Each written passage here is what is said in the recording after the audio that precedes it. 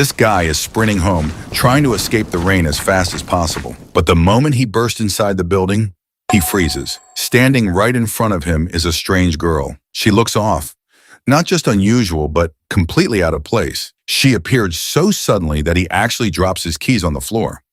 For a second, he's caught off guard, but then he quickly pulls himself together and brushes it off. Just another cosplayer, he thinks. So he picks up his keys and starts heading up the stairs like nothing happened. But then the girl suddenly jumps back as far away from him as she can, like she's terrified of him. Despite this, he shakes off his thoughts and continues up the stairs, convinced she's just a dedicated cosplayer. Before he can step into his room, the woman calls out to him from behind, telling him to hold up. Juing pauses, turns back, and casually mentions that this is where he lives. The girl looks a bit spooked and quickly steps back, keeping a cautious distance. Seeing her reaction, he starts feeling a tad embarrassed, wondering if he looks so rough that even a girl finds him a random street molester. Anyway, he heads into his room. He takes a quick peek outside before closing the door, only to find her still lingering outside. After shutting the door, he takes off his soaked slippers and shirt, and after taking a steamy bath, he grabs a can of cola and also picks up the bag of cat food, calling out to his kitty, Melon. Right on cue, the little furball shows up with a sparkle in her eyes and eagerly digs into her meal. Meanwhile, our hero starts chugging down that refreshing cola as well, relishing that fizzy madness with every gulp. He takes another glance outside and sees that the rain shows no signs of simmering down. After a moment, he decides to check through the peephole in his door, and surprisingly, the girl isn't there anymore. While opening the door cautiously, he wonders if she's left, but as soon as his gate is wide enough, she appears right before his doorsteps. Feeling a bit awkward, he offers her an umbrella or assistance getting home if it's not too far. However, the girl doesn't respond to either option and instead asks where they are. Shuching points out that they're in his neighborhood on Baywong Road. The girl goes silent for a moment, unsure of what to expect. Then she asks who our hero might be. Well, that's another simple question our hero doesn't have a clue how to answer. So with a bit of confusion, he lets her know that he's just some random guy. He then tries to offer her his umbrella, but she just stares at this ordinary umbrella like this is some alien thing. After a moment of silence, she introduces herself as part of the Yan clan and confesses she has no idea how she ended up here. Her admission leaves our hero scratching his head, wondering if she's just a girl caught up in some cosplay fantasy. He sighs out of exhaustion and motions for her to come inside while he tries to call for help. As he dials Guardo's number, the woman's eyes lock onto the TV. An ad starts playing, and without hesitation, she slices the TV with her blade. Her face goes white as if she's seen some kind of dark magic that needs immediate vanquishing. The boy stands there stunned while the guard asks about the weird noises in the background. The girl turns to him with her bloodshot eyes, giving him an intense glare. Once our clueless hero is not in the position to utter a single word, the guard abruptly hangs up, thinking maybe our hero is tied up with something urgent. Shuing scratches his head, looking puzzled, and asks her where she came from. Meanwhile, the lady wants to know if the people inside the weird glass thing are dead, and she's curious about the folks he was chatting with on his brick. Seeing her those straw sandals she is wearing, the boy wonders if this quirky lady could even afford to replace the fancy TV she just sliced. Finally, he raises his hand in a calming gesture, reassuring her that he's a decent guy and suggests she puts her sword down. After she retrieves her sword from the TV, the boy asks her name and where she's from. She promptly replies her name is Zhang Hai, and she's a disciple of the Yang clan. He compliments her for coming up with such a cool name and jokes if her Yang clan is loaded enough with cash to compensate him for his broken TV. The lady gets confused and asks how he doesn't know someone as prestigious as the Guyan clan. The boy simply shakes his head, admitting he's never heard of them. Her silence speaks volumes, as if she's offended by this guy who doesn't even recognize her clan. Seeing her tense expression, the boy reassures her again that he means well and gives her the green light to ask any questions she wants. The lady timidly admits she just wants to find her way back to the Yang clan. Our hero, still clueless about where this Yang clan might be, reminds her that they're in the city of Jiangcheng and asks if she knows it. The woman stays silent, and now our clueless hero is starting to rub his head in frustration because he really doesn't want to entertain the idea that she might actually be from ancient times. So he asks her, who is her emperor? But the puzzled lady insists that her emperor is one everyone should know about, which leaves our hero scratching his head at her cryptic response. She stares at him in confusion, wondering why he doesn't know about the emperor. She then asks our hero if it's the 16th year of Kaiwan. Her answer shocks him, prompting him to pause and immediately start scrolling through his phone for information. He's amazed to find out that in the 16th year of Kaiwan, it was during the reign of the 7th emperor of the Tang dynasty, known for the longest reign in the dynasty's history. To confirm if she's truly from the past, he asks if she knows Liangji and mentions other famous figures from that era. The lady lights up with joy to realize he knows these names and eagerly asks where she can find them. With an anxious smirk, Shuqing jokingly tells her she might find them in a Chinese mobile game. Suddenly, a delivery man calls from the doorstep, and the lady instantly grabs her sword to confront the intruder. The boy rushes over, urging her to calm down because it's just someone delivering food, not a threat. Lady Zhang asks if the man is a servant, but our hero explains, this man is just here with a food delivery. As he accepts the food, the lady watches in confusion and amazement at this whole process of this takeout. The boy then asks if she's hungry and wants to eat something, but the girl nervously declines. Standing by the door, she asks him why everyone she's seen here has short hair, wondering if they're all exiles. Our hero reassures her that's not the case, but then he starts losing his and fears she might have already slaughtered someone when she first arrived here and saw those people. She quickly assures him she was just hiding in the dark. After that reassurance, he gladly proceeds to take a bite of his burger. But then the girl creeps over his face once again, asking about the short hair once more. With a mouthful, he explains it's just a local style, nothing special. Her eyes fixate on the juicy wrap filled with meat and veggies. She can hardly resist the temptation, but she snaps herself out of it and declines eating again. He suggests she quench her thirst with the soda if she does not want to eat anything, telling her it's super sweet and probably unlike anything she's ever had before. Lady John gets angry, feeling insulted by his comment, and accuses him of looking down on her. Our hero quickly clarifies that he was just trying to offer her something to eat. As their argument heats up, they start bickering like an old married couple. In the midst of their squabble, our hero accidentally knocks over his can of Coke, spilling it all over the place. The fizzy drink starts bubbling on the floor. Seeing the strange liquid spread, the girl stares at him in disbelief, thinking he was trying to force her to consume this weird, black, and disgusting substance. The poor guy sweats nervously, insisting that it's not poisonous and attempting to explain the concept of a carbonated drink. But these modern concepts make no sense to the girl from ancient times. In a fit of rage, she pins our hero down and glares at him with fiery eyes before she can slice his head off. Shortly after, she calms down a bit when he proves the drink isn't poisoned by chugging himself. The girl finally gets it, and our hero tells her to stop drawing her sword every time, mentioning how she freaked out his cat, Melon. He then looks at her and realizes there are only 3 options to get rid of her. Option 1, trick her into going outside and let her freeze or starve, but he knows she'd end up on the news. Option 2, call the cops, but she might go berserk and make a mess for him by killing those officers, and just thinking about it gives him the creeps. The third option is to keep an eye on her. Since she's from ancient times, he might learn some neat stuff from her, but he's also worried she might chop him in half if she keeps brandishing her sword. Instead of regretting it later, he decides to take her in and see how things go. With that settled, he offers her the burger. Although she's clearly tempted by the tantalizing food before her, she stubbornly looks away and asks him what exactly this thing is that he's holding. Deciding to prove it's not poisonous, he takes the first bite and she agrees, eagerly telling him to go ahead. As he eats, the lady watches him closely, and the boy realizes this amount of food might not be enough for her. So he decides to make a rice bowl instead, thinking her ancient stomach might not handle the burger well.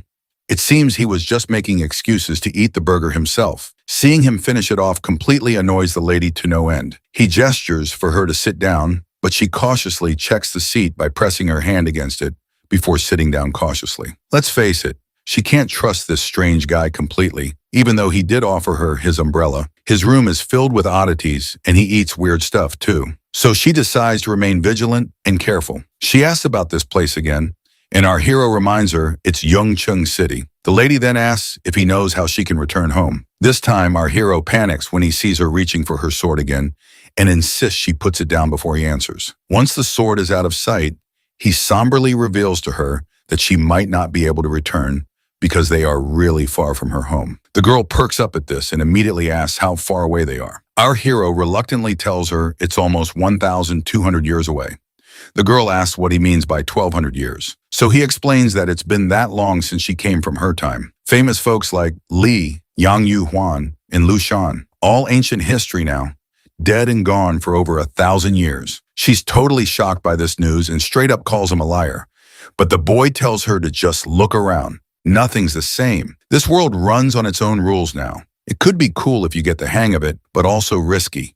She's still not buying it and raises her sword to his face. He calmly reminds her that waving swords around is against the law, and she better learn the rules fast. The woman asks why he's bothering to help her out. The boy explains it's kind of like how he rescued his fat cat, Melon, from the tough outside world. He just felt like he had to help. But our hero needs to pick his words better because she gets ticked off again, thinking he's comparing her to a cat. After a bit of thinking, she figures he's not such a bad guy since he let her in and offered food. So she asks him again why he bothered helping her. Our hero says meeting a quirky ancient girl like her isn't something he encounters every day, and he's genuinely curious about her. He adds that she'd probably be curious too if their roles were reversed. The lady quickly shuts that down, saying if someone as weird as our hero showed up in her era, the chief would have chopped him down right away. The guy reminds her that this era is all about peace and love. He tells her that as long as she's living here, she better learn to follow the law, never hurt people, and not destroy anyone's belongings. With that clear, he lets her choose whether she wants his help or prefers to wander outside. Before turning away, he reminds her one last time not to hurt civilians or she'll get arrested. The lady finds herself in a tight spot, not knowing what to do since she can't even leave this place. The boy then says if she wants to stay, he can order her some food, but she has to give up her sword because he doesn't want to get arrested either. With no other options, she reluctantly throws her sword down. With that settled, he starts brainstorming what to order for her that won't be too foreign for her. He briefly considers ordering some mooncakes, but then decides to get her some rice and buns instead. He tells her to take a shower while they wait for her food to arrive. The woman, clueless, asks where she's supposed to bathe. Our hero leads her into the bathroom, which leaves her amazed at the sight. He tells her not to be too surprised because there are many more surprises to come and reassures her not to be afraid as everything here is harmless.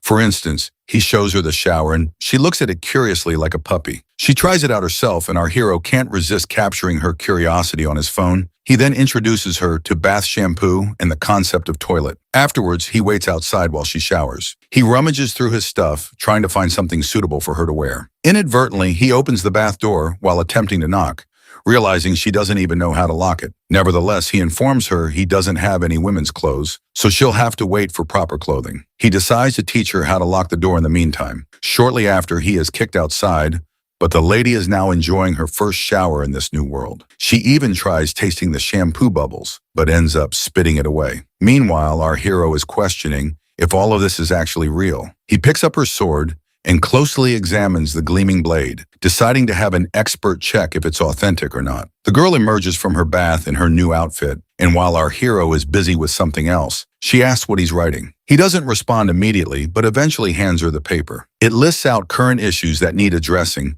and she starts staring at it intently. There are everyday products written down which she is supposed to utilize in her daily life. She then complains about her current clothes, to which the boy says she looks pretty, and clarifies that he's not hitting on her. He's just giving a compliment like people usually do when someone looks good. But still, she sternly tells him to lay off any flirtatious remarks. Suddenly, he notices her straw slippers and tells her to put them away, promising to get her new ones tomorrow. While he's admiring her cuteness, a sudden knock on the door scares the lady, but Shuching reassures her it's just a delivery boy with food. Reflecting on it, he can't help but compare her to a wild cat, always attentive and ready to attack. After taking the food out of the plastic bag, he hands it to her. That is when Lady Zhang remembers something her vice captain used to say, that if someone is helping you for free, they must have ulterior motives. Hearing this, Shuching starts crying, but then she smiles and tells him that she believes he's actually a good person. In a few moments, once she finishes her food, Shuching decides to have a chat with the girl. He starts by letting her know that she's not in the primitive era anymore and needs to adjust her beliefs accordingly. He tells her that if she were to rely on her sword for survival and ends up killing him, she wouldn't last more than a week before running out of food. So he advises her to stop playing around with the sword and focus on other things like using the TV for entertainment. He also points out that the smartphone can be quite useful too. Basically, he's trying to reassure her that she's perfectly safe here and no one is going to harm her. Hearing this, the girl nods in acknowledgement, and our hero lets out a sigh of relief. But when it comes to the outside world, things get complicated. He explains that while this is a peaceful world, it could be dangerous for her. Curious, Lady Zhang asks why that is, and our hero explains that she might end up accidentally hurting someone. For instance, if she strolled into a royal castle with her sword drawn, they'd likely throw her in jail. It's the same deal out there in this world as well. Not only that, he also explains the concept of an identity card to her, warning that she needs to watch out for cops who might ask to see it. So the first thing Shoqing wants to do is make her an ID card. Otherwise, she's going to stick out like a sore thumb wherever she goes, because she doesn't belong here. After hearing about the ID card, the lady asks if she's like some kind of refugee here. Shuing tells her it's actually worse because the consequences are pretty serious if she gets caught. The lady gets freaked out, but Zhu Qing tries to calm her down, promising to help her out because meeting someone from 1200 years ago isn't exactly an everyday thing. Still, the lady remains hesitant, not sure if she can trust him and just wanting to go back home, to which the boy points out that it won't be easy for him to help her in her current situation, and their best shot is for her to cooperate as much as possible. After a while, the lady reluctantly agrees to cooperate and asks what she should do first. Shuing wastes no time and tells her straight up, first off, never pull out that sword again.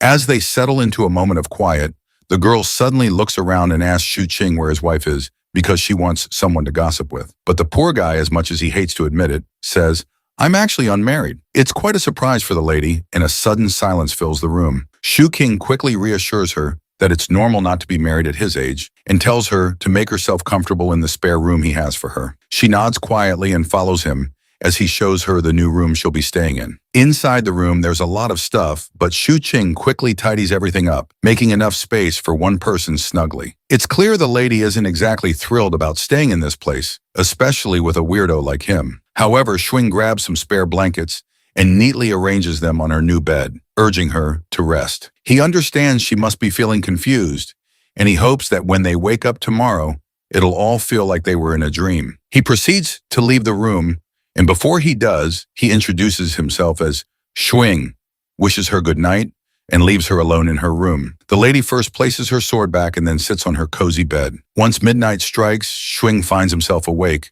feeling a bit restless while reflecting on the entire hectic day. First off, he got rejected in job interviews, and when he came back, it started raining. Somehow he managed to reach home and then ended up meeting a girl who draws her sword every time she feels like it. But then he says, scratch this, and goes to sleep because there's a lot of stuff to handle tomorrow. When the next day rolls around, he opens his eyes and picks up his phone to find that it's already 10 o'clock. He jolts awake in his bed, remembering the nut job lady. He immediately starts looking around, and when he sees her sitting there, he finally realizes that he wasn't dreaming after all. He gathers himself and wishes her a good morning, asking why she woke up so early, only for her to remind him it's almost noon. He then asks if she's hungry, to which she responds affirmatively, albeit a little. She, the stars, looking for something in her chest, and hurriedly goes back to her room, returning with 2 silver pieces, telling him he can buy food with them. Shu Qing is amazed to see the silver in his hands, though he knows silver doesn't fetch much. However, he thinks if she has any gold, he could use that to get cash and possibly help her obtain an ID card. The girl shows another piece of stone, but Shu Qing quickly tells her to keep it because she can't go outside yet. He looks at her closely, estimating her height and width, and promises to buy her some clothes later, along with bringing back some food. Afterwards, he heads to the bathroom, brushes his teeth, and freshens up. Then he heads to the shopping center to pick out some suitable clothes for her. After looking at several options, his eyes settle on a particular dress and tells the attendant that he'll take that one as well. It seems like he spotted some bras in the distance, but couldn't bring himself to enter that section alone. After an hour of shopping, he finally finishes and looks at the stuff he bought, feeling embarrassed about holding women's cosmetics. He then heads to the bookstore, grabs some books, and makes his way back to his apartment through the bustling city. Upon reaching the building entrance, the guard asks him about his shopping trip, and our guy tries to hide all the feminine stuff he's carrying. The guard also asks about the phone call from yesterday, and he makes up an excuse, saying he dialed the wrong number accidentally. Before he heads off, the guard warns him to be cautious due to recent thefts in the area. He nods and assures the guard he'll remember. Once he's back in his apartment, he finds the lady standing there with her sword almost drawn, ready to chop off any intruders. The boy assures her she's safe and hands over the food box, mentioning he's also brought some essentials. Suddenly, something clicks in his mind. He looks at her with curiosity, and she asks what's on his mind. He awkwardly wonders aloud if she should be thanking him and seeing him as some kind of young hero or a decent guy or something like that. The lady, not quite getting where he's coming from, thanks him anyway. It seems like it might take a while for her to figure out what this weirdo is always thinking. They dig into the food and the lady devour her meal like a wild animal, which surprises our hero given the elegant image he had of women from her era. Nonetheless, he's pleased to see her enjoying herself. After they finish eating, he lays out the clothes he bought, showing her the new dresses and shoes. He keeps digging around for more stuff, and meanwhile, the girl spots the bra he got for her. The guy freaks out like his soul might jump out of his virgin body and quickly tells her to keep that thing down and promises to send her a video on how to use the bra to cover up her headlights. Feeling embarrassed, he dumps all the stuff he bought and tells her to figure it out herself. Seems like he's picked up quite a few interesting items, though. Along with that, he's brought some books to help her understand this world and its culture better. He's even planning to teach her how to use a computer so she can learn on her own. Seeing her looking tired and restless, he suggests she get plenty of sleep before they can figure out their next move. But then she asks about his status in this world. Hearing this, he rethinks things and admits he's a graduate student still on the job hunt. It's funny how, despite being unemployed, he still manages to splash out on fancy clothes and cosmetics. So even the lady starts to think he's some rich kid, but our hero quickly shuts that down, saying he's from a poor background. Then she starts wondering if he might be a landlord or something. Nonetheless, she dives into her books. But when she sees those old pictures from her era, tears well up in her eyes as she thinks about how she can get back home. The boy reminds her he has no clue how to get her there, but asks her how she ended up here. The lady reveals she was chasing a small thief in heavy rain, got lost in the middle of the forest, and wandered around until she spotted these tall houses. Seems like this guy is clueless about how to get her home, but he cleverly changes the subject, telling her she's got to survive in this world before going back. Then, without skipping a beat, he asks about her military ranking and martial arts skills. You see, the reason this guy was asking in the first place was because he was interested in her martial arts skills to begin with, and the lady gives him an exact answer he likes, saying her Yan clan is considered the most powerful clan around. Excitedly, he asks how high she can jump without getting hurt. The lady confidently steps forward, pointing to the 4th floor of the building, saying she can jump from there without a scratch. This revelation leaves the guy's eyes practically popping out of their sockets. He then gets even more excited, eager to see all the fancy moves she's got under her belt. He starts spouting off a bunch of martial arts skill names he's probably picked up from video games, but it's all gibberish to her. He even asks if she knows Kung Fu and offers to learn from her eagerly. But the lady tells this enthusiastic guy to simmer down because he's past the age for learning, and even with perseverance and determination, he won't achieve much. The boy calms down and asks if these moves are like super strict or something. Lady Zhang shakes her head, saying, "It's not about being a master, just a few basic moves without all the strict rules." She then gets into position and shows him the first simple martial arts move, focusing on the waist and how to ground yourself. She explains that martial arts training takes time, building up bit by bit, day by day. He then asks if he can practice stakes and literally begs for it. She reminds him that it will take 3 years for him to learn stakes. The guy thinks that in that amount of time he could become a full-fledged army soldier, so he gives up on martial arts and asks her to teach him sword techniques instead. The lady brings him back to reality once again, saying he's also past the time to perfect his reflexes because his eyes can't keep up with his hands right now. Finally, he throws his idea of becoming a warrior into the dustbin and simply tells her to try on the clothes. Once she's in the bathroom, he wastes no time taking advantage of the moment. He grabs her sword and starts swinging it like he's the second coming of the ninja itself. But this loser can't keep up because the sword is way too heavy for his puny muscles. The lady finally comes out of the bathroom, and when the idiot looks at her, she's looking smoking hot in her new getup. Her clothes fit like they were made for her, and she even walks around to check if they're tight anywhere. That's when Mr. Forgetful perks up. Noticing her hair is all over the place and realizing he forgot to buy her a hairband, he tells her to tie her hair back with a band. And once she does, bam, she looks even hotter. A perfect wife material. Overcome with emotion, he starts crying, feeling bad for underestimating her intelligence just because she's from ancient times. He decides to take her for a walk tonight and promises to buy her a proper hair tie while back at home. As dusk arrives, the girl takes a peek outside her room and sees the boy sitting at the desk. She comes out and asks what he's doing. He tries to explain computers to her, like how you can trash talk everyone in the crazy lobbies of Call of Duty, and warns her to steer clear of 4chan if she wants to keep her sanity intact.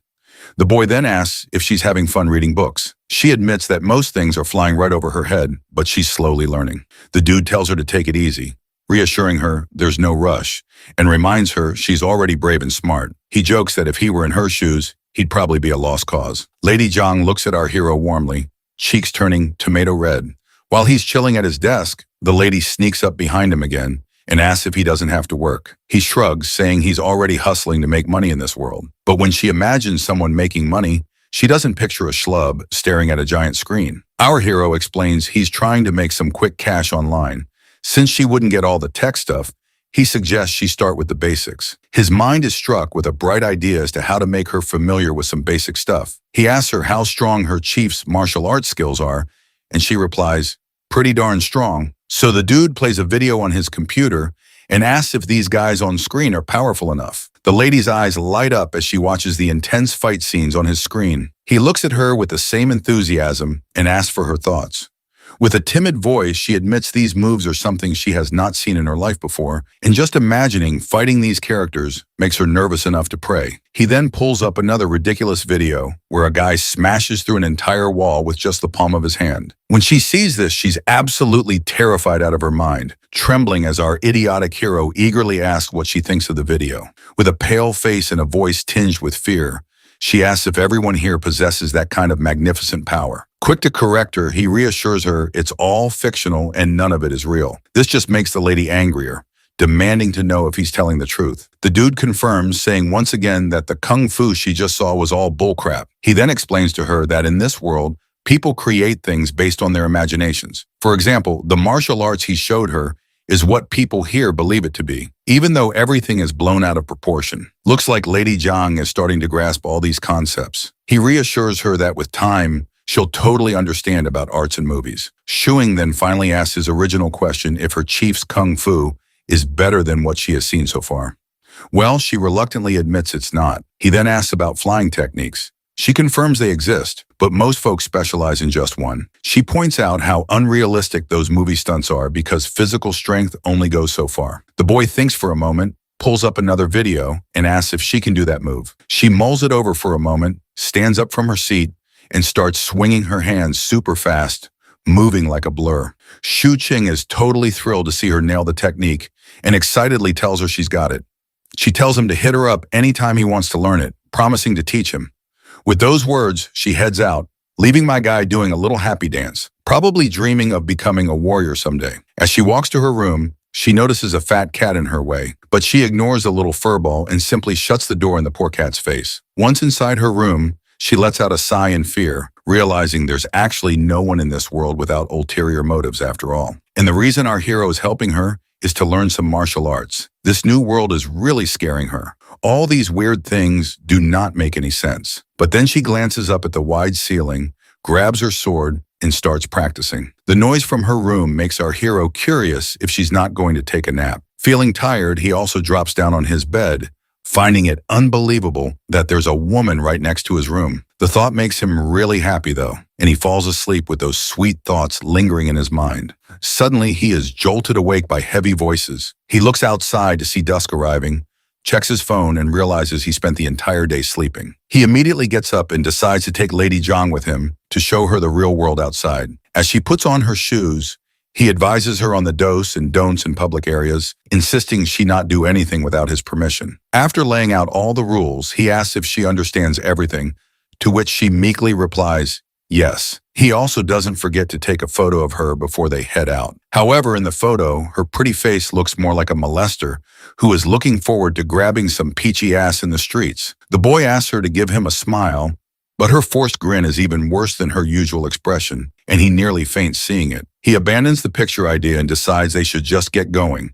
But before they head out, he tells her to leave her sword behind because he doesn't want any trouble. Lady Zhang immediately refuses, but the boy reassures her that the people on the streets are as weak as he is, so she doesn't need to worry about anyone. The lady reluctantly gives up her sword. While she's standing there, he tries to snap another picture of her. This time, he manages to get a really good shot and cheerfully says, "Let's get going." Once they step out of the apartment building, the girl starts looking around anxiously. Our hero explains that this is a neighborhood where families live. He points out the main entrance and the road outside and mentions the stores on both sides where people can buy food, clothes, or whatever they need. Lady Zhang gets intimidated seeing a guy on a scooter, probably thinking it's some kind of magical ride. As they walk on, they notice some people. A fat woman immediately recognizes Lady Zhang for some reason. The girl hides behind the guy while the woman insists she's seen her before. Meanwhile, a guard asks if our hero has snagged a girlfriend for himself, but the boy just laughs it off and says she's just a friend. But it seems this fat lady isn't letting up. She immediately recognizes Lady Zhang as the sword-wielding woman from yesterday. The guard and the woman start discussing the sword she had, and the fat lady explains everything in detail. Our hero quickly jumps in, yelling that it was just cosplay where people pretend to be fictional or historical characters. Luckily, the fat lady buys the cosplay story, and our hero seizes the chance, grabbing Zhang's hand and walking away swiftly. Seeing them walking side by side reminds the old man of his own past. Once they're out of sight, Lady Zhang pulls her hand away and starts feeling grumpy. He asks if that woman saw her yesterday. The girl remains silent to this query, and the boy is now sure Zhang must have met that woman on the stairs. Nevertheless, they continue their journey together. The lady is quite shocked to see cars moving so fast. The boy then gives a brief description of cars and how they evolved from horse carriages to these robust, speedy machines. Since she can't understand how these things work, she assumes there must be a horse stuck inside, providing the much-needed horsepower to run the car. The boy then introduces her to the concept of cameras and explains how the movies they watched were filmed with these devices. He points out that if he were to misbehave with her here, people from far away would still be watching from that CCTV and could get them arrested. So he reassures her that as long as she behaves herself, she isn't their target. Lady Zhang picks up a few pebbles from the ground, and our hero quickly tells her not to even think about knocking out any cameras. She stops immediately, and he tells her to just put the stones away. He then explains traffic lights and how they work, pointing out that red means stop and green means you can cross the road. I'm narrating this because I want my friends and fellow viewers to learn too. Once they cross the road, Zhang's attention is caught by the bright street lights in the grocery stores. The high-speed cars are fascinating to her as well. As they walk, the boy picks out a hair ribbon for the lady, but when he imagines her with those cute fur balls on her head, he realizes it might not be suitable for her after all. He starts thinking while looking at all the cute, sparkly things laid out before them.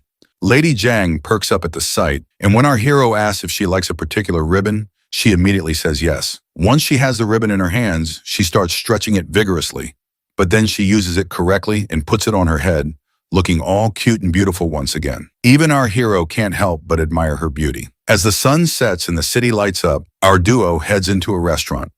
Our hero orders 2 fried rice cakes with extra spices and a plate of sliced cucumber as a side dish. As they look for a place to sit, the boy reveals to Zhang that this is the same place where all their food comes from. He relies on this restaurant because they serve the best food, and he's been enjoying it since he was a kid. Suddenly, Zhang's mind is totally captivated by the vibrant lights dancing before her eyes. She's so lost in the moment that she finds herself startled when the waiter arrives with their food. The boy decides to start eating and offers her a pair of chopsticks. She looks really nervous, and while he chugs down his lemon juice, he realizes he probably made the right choice by not letting her wander off by herself. She clearly needs more guidance than he thought, but he's confident he can teach her everything step by step. After they finish eating and pay the bill, they leave the restaurant feeling satisfied, especially our hero. They head back home, and once they're there, he asks if she's starting to feel more comfortable. She doesn't respond and just sits quietly on the couch. He tries to reassure her, saying that living in this world isn't so bad, especially with all the delicious food and junk food to match on. He tells her that once she has her own ID card, she'll be able to enjoy it even more. Despite his reassurances, she still doesn't seem too thrilled about staying,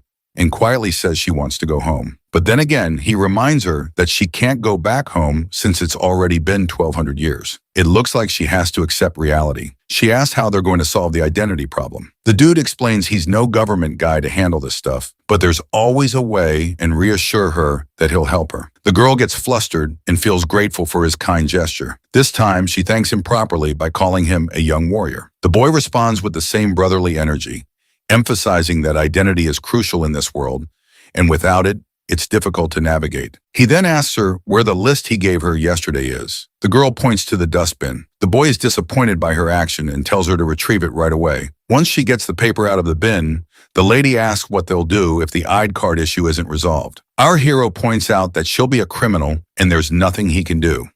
Without an ID, she can't get a job, buy property, or even use public transport, and emphasizes that an ID card is the holy grail in this world. The lady gets a bright idea and asks if by making money and finding a place to live, the ID would become less important. The boy explains there are still many things she can't do without an ID, like having a bank account, a phone, online accounts, online shopping.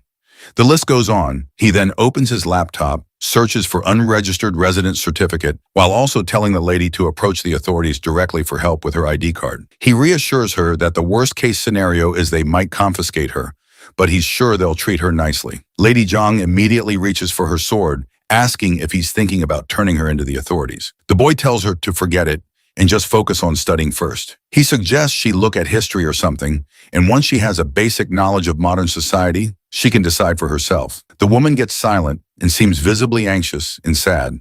She asks if it's a problem for him if she stays here. Our hero reassures her that she can crash here as long as she wants, but insists she shouldn't fight or kill with her sword. He promises everything will be fine. Just then the cat comes over, and the boy realizes he nearly forgot to feed this furball in all the madness. He plays around a bit with the cat and tells Lady Zhang that if she has nothing else to do, she can do some studying. The girl bows her head and decides to do just that. Looks like the dude found nothing worthwhile on the internet.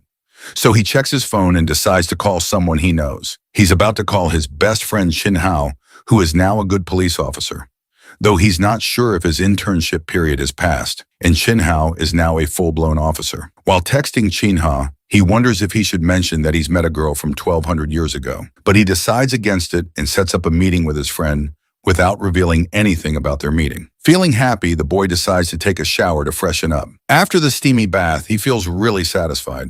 It then occurs to him that the girl hasn't showered yet, but he decides not to dwell on it. Suddenly, he remembers he's sharing space with someone of the opposite gender, and he knows he'd be in hot water if she caught him wandering around naked. Thankfully, no one sees him, and he hurries into his room. A while later, Lady Zhang cautiously emerges from her room, darts to the bathroom with clothes in hand, and immediately shuts the door for a much-needed bath, just like she used to do in ancient times regularly. Since it's the weekend, the boy grabs a digital writing pad and starts teaching her how to write. She's already good at reading traditional Chinese characters and nailing their pronunciation, so now she tries her hand at writing a few words. Suddenly, Melon pops up, grabbing both their attention. The cat looks hungry, so the boy decides to feed her, while Lady Zhang keeps practicing her writing.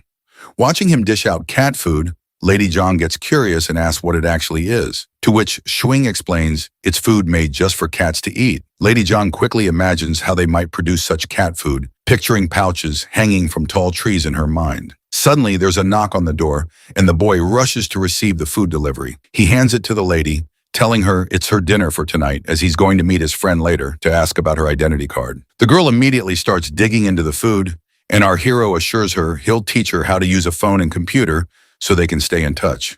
While she eats, Little Melon chimes in, asking for some food, but the dude scoops up his cat and reminds her to stick to her own cat food. Curious, the lady meekly asks if she can't give this cat some of her food, to which the boy nods and explains that this kind of food isn't healthy for cats. The lady is shocked to hear this, and her mind stops for a moment. If this food isn't healthy for an animal, how can it be good for humans? She even starts feeling like her burger doesn't smell good anymore. Shortly after, he shows Lady Zhang how to use Discord to message him on his phone, making it clear that it will not be him hiding inside the computer, but rather it will be the transmission waves who will carry his voice to her. Leaving his dormitory, he scratches his head, wondering if this is all okay. Eventually, he reaches his destination after a bus ride. Stepping off, he looks around and spots his friends sitting in the distance, waving at him. When they finally meet face to face, they exchange greetings. Officer Chin then pours a cold beer for our hero, mentioning it's the first time he's serving him a cup of beer. They both sit down, and our hero asks his friend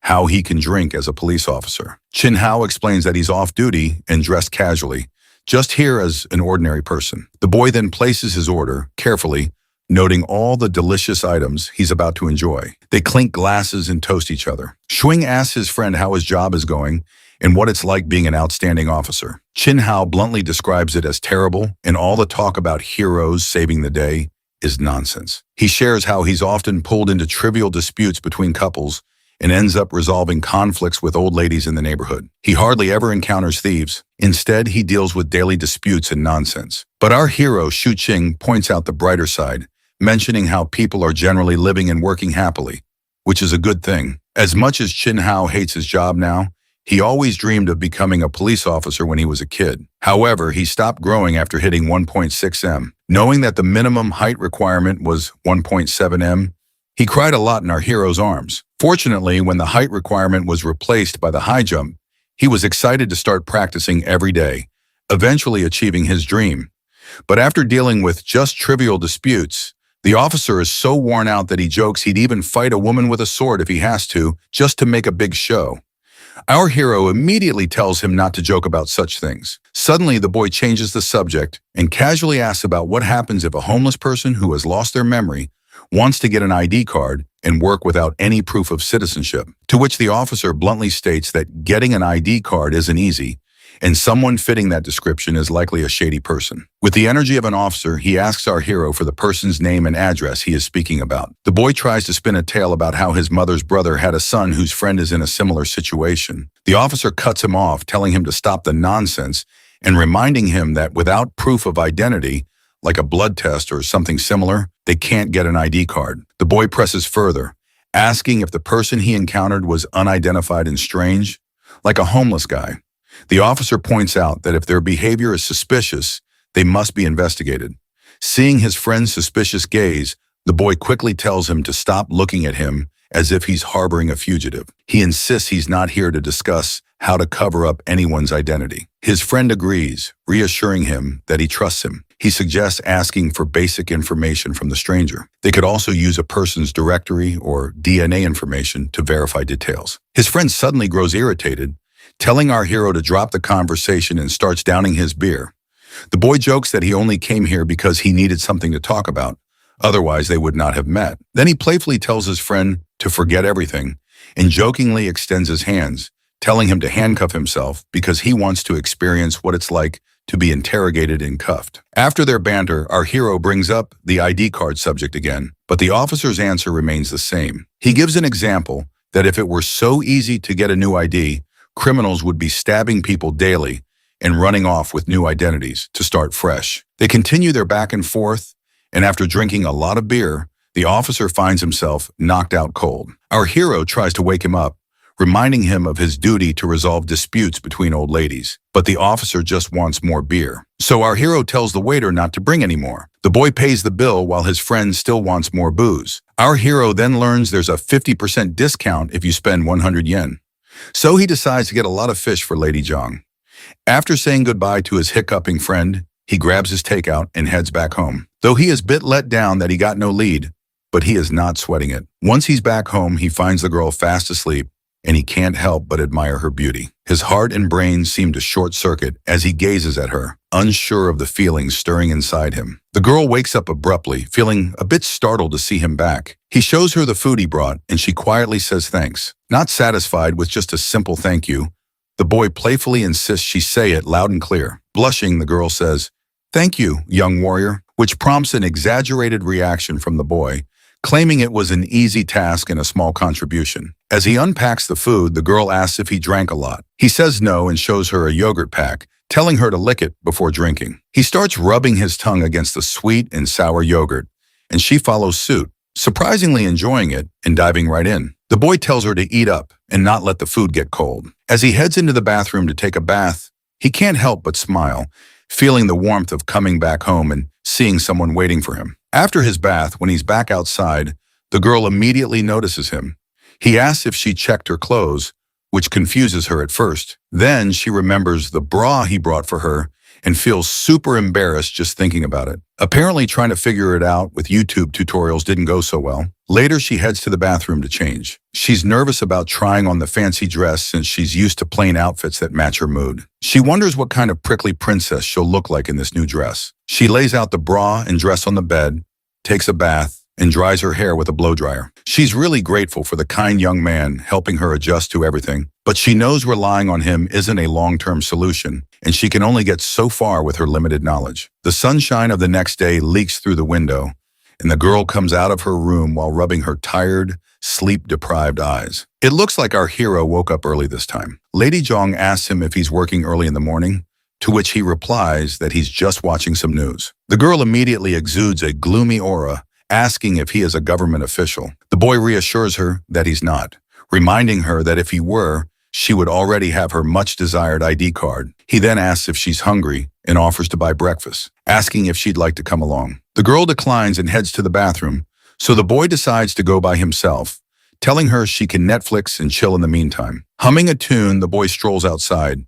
The old guard calls him over, and the boy reluctantly approaches, noticing two more people present. One of the ladies asks if he's heard any creepy, weird noises lately. And the way she is looking at our hero, it's clear she suspects him of being the source of these sounds. It seems like the boy is completely clueless about what the lady is talking about, and he tells them that he didn't hear anything and slept soundly last night. He wonders if there was a theft, but the old man suggests that they might be haunted because his dog was terrified by something the other night, so much so that it didn't even bark. When the boy asks the old guard if he noticed anything else, the old man takes a puff of his cigarette, exhales the smoke, and confesses that he didn't see anything, but he caught something on video footage. They all gather in the surveillance room where the old man plays the video. In the footage, they see something moving so fast that it appears as just a blur, and everyone is visibly terrified by this mysterious creature. And the reason our hero is also feeling terrified is that he's pretty sure it's Lady Jong. He face palms himself, unsure why she's doing that, and decides to go back to the apartments to ask her himself. Well, it looks like now we know why Lady Jang was feeling tired a while ago.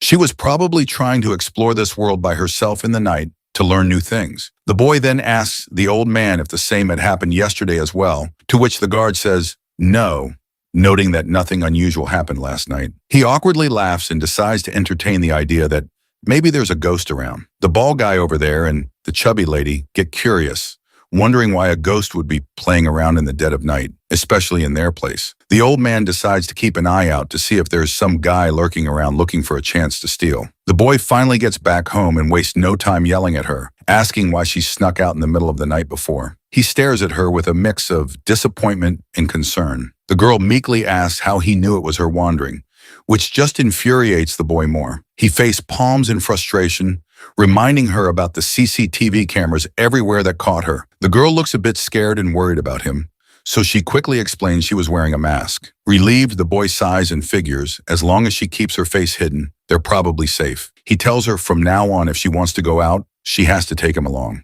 No solo trips allowed while she's staying here. He stresses how dangerous her situation is, so she can't just wander around freely. The lady timidly asks if she caused trouble for him, and he reassures her that luckily no one recognized her because everyone thought there was just a ghost haunting the place. Looks like the lady had no clue what haunting meant. Seeing her clueless face, my guy gets agitated once again and quickly tries to Google a movie about someone from ancient times who ends up in the future and gets into trouble because of their wild behavior. He wants to emphasize how dangerous her actions could be if she's not careful, and he is pretty sure what he just imagined perfectly fit the description of her character. The girl looks timid and promises to quit causing trouble if it's a bother to him.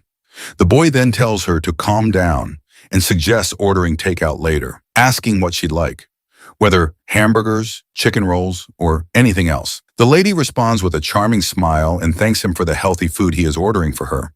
But the boy teases her by reminding her that if she wants to eat even healthier, she could try the cat food. After their playful banter, the boy takes the laundry and puts the clothes into the washing machine. He also takes the opportunity to educate her about how the washing machine works. Upon seeing this, the girl quickly rushes to her room, retrieves her clothes, and returns to the laundry room to add them to the washing machine. While Shuqing is looking at the laundry, he notices something tucked inside her clothes. Curious, he pulls out the item and holds it up in the air, leaving the girl completely embarrassed. She hurriedly snatches the item back from his hand and rushes back to her room. Shuqing is surprised to realize that it's a foot binding, which does not make sense as how she was moving around the neighborhood with her injured feet tied up with the binding. He glances at her, recalling how her feet seemed perfectly fine when he last saw her in those shoes, so it does not make any sense for her to tie her feet with clothes. He then decides to search online to see if martial arts enthusiasts have any interest in some sort of foot binding practices. But by the looks on his face, the search results don't align with his expectations. Turning to her, he casually asks if he can take a look at her feet. She stubbornly pouts and shakes her head, clearly uncomfortable with the request. The boy asks, "Why is that?" To which the girl just gives him a silent treatment. Well, it looks like this clueless guy has finally caught on that those bindings weren't for her feet, but for her chest. It's no wonder why she didn't bother with the undergarments he brought earlier, and he thought maybe her hooters were big enough already to fit anything. His soul nearly jumps out of his body as he realizes his foolish mistake. She shoots him an angry look, sword drawn and eyes blazing, seemingly ready to chop off his head. However, she manages to take control back to her nerves and turns around, leaving this weakling utterly terrified after getting scared to death. But since she's already mad at him, he tries to lighten the mood by calling her out and singing in his terrible voice. The lyrics are all about Lady Zhang, describing her modest stature, natural beauty without makeup, and how beautiful she is from head to toe. He even sings a song about a man who loved an ugly woman but had 5 children with her. He claims that only a Giga Chad with a Sigma male mentality could do such a thing, and he desperately wants to become one of them. Despite his attempts at banter, he ends up getting yelled at by the girl once again. Afterwards, he gets back to the main business and tells her to watch some tutorials on how to wear these undergarments, and he will be back in 5 minutes, hopefully with fewer jokes this time. Exactly 5 minutes later, he returns and checks on her progress. But to his surprise, she looks utterly spooked and asks if this is how everyone lives here. With a trembling voice, she mentions that while these undergarments might seem comfortable, they make her feel like a harlot. The boy tries to reassure her that there's nothing wrong with feeling comfortable, but she persists, calling it shameless. He challenges her perspective, asking what there is to be ashamed about. After a moment of contemplation, she falls silent. He launches into a humorous tirade about how she's stuck in the past, while modern women flaunt their assets in anything they like. He even throws in a jab, saying, if a man can wear half underwear, so can a woman as well. But she sticks to her guns, immediately rejecting what she calls immoral thinking. Seeing he couldn't reason with her, the dude decided to switch gears and calm her down. He revealed that besides studying and working, computers are also great for gaming. He warned her about the toxic fan base in games like Apex Legends, and instead introduced her to a game suspiciously similar to Super Mario. After seeing it for the first time, she became engrossed in the cartoonish world of jumping plumbers. While the lady was busy beating Nipsky's speedrun record, our hero quietly slipped away, thinking it's best to keep her occupied indoors. Later on, when he returned home, he interrupted her game to teach her how to defeat the final boss. After their gaming session, he felt exhausted and decided to take a nap while she continued playing on his laptop. Once he settled into his room, he reflects on how lucky he was not to land a job on that rainy day. Otherwise, even if the interview had gone well, managing a 200-year-old ancient girl would have likely forced him to quit. As dusk casts its yellow hue across the room, our hero returns to find the lady. He suggests they eat out and tells her to dress nicely this time instead of looking like a slob.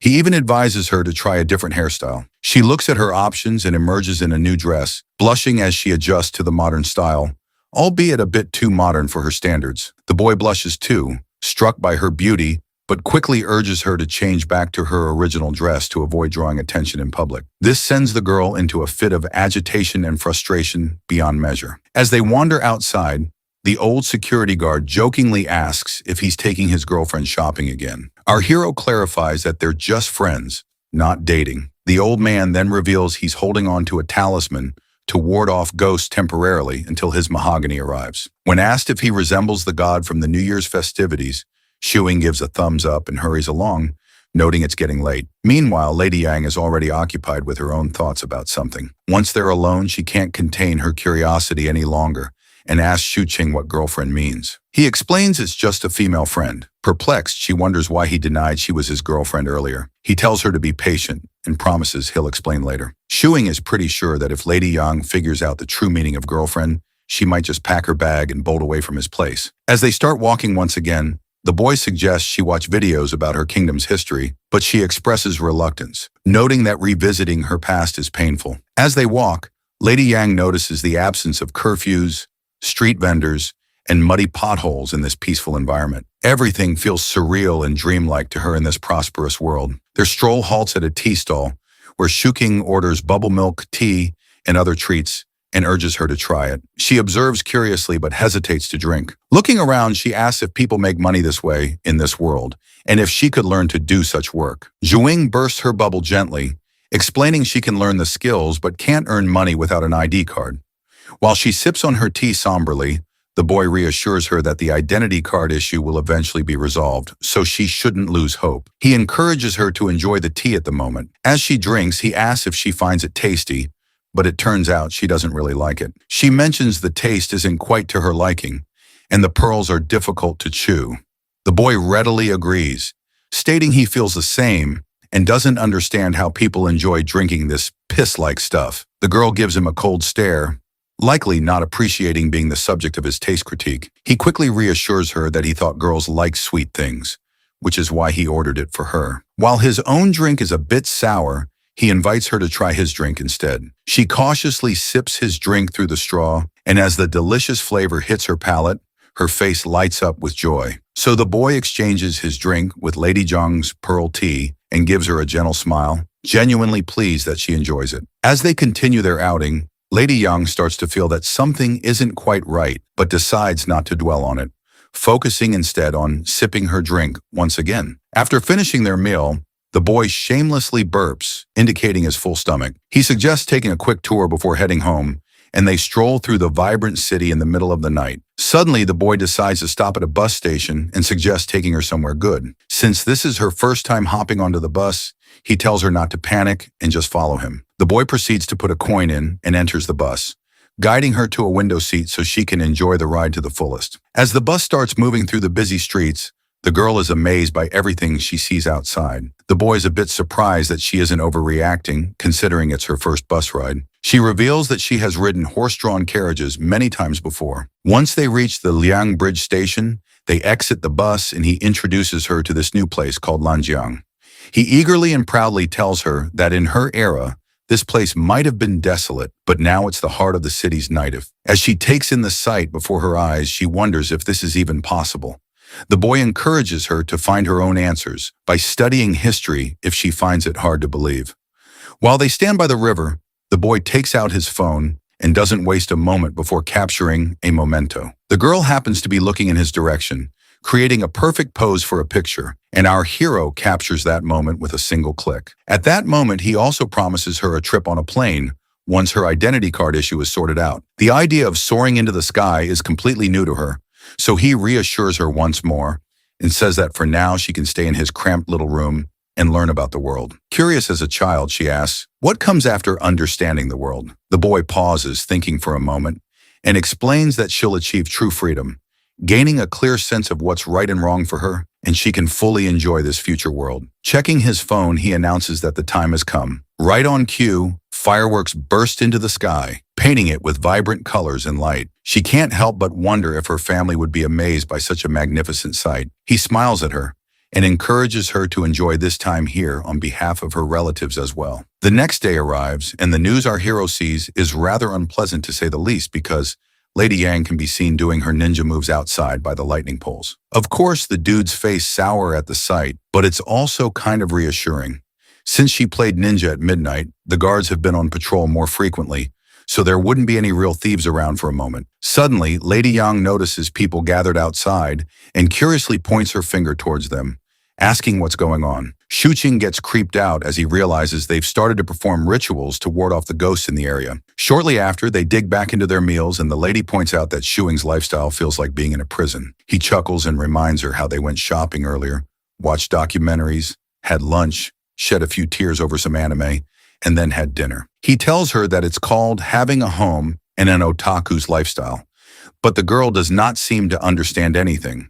So Shuing explains that staying at home means having the freedom to choose what to do and where to go. He compares it to an ancient landlord who spends his days in the mansion with his family and a cat. The lady then decides to go for a little walk, and Shuqing asks if she wants to go out on her own. She stays silent, which is all the confirmation he needs. So he goes on a tirade listing all the dangers and her shortcomings she has, effectively shutting down the idea and telling her to just stay here for now until she is not fully aware of the world. He tells her that even if he gave her money to eat at restaurants, she still has to figure out how to earn money. Otherwise, she'll just be on a spending spree. He reminds her that she can either commit crimes to get some quick cash or do some hunting. But since there are no hunting forests around, she'll end up going through garbage. Finally, the girl gets silent and just eats her burger, thinking that without that single ID card, she can't even go out for walks on her own. Seeing her sad face, Shuqing then puts his hand into his pocket and offers her 2 coins, reminding her that she's at least learned how to take the bus so she can experience it by herself, which will be her first step forward.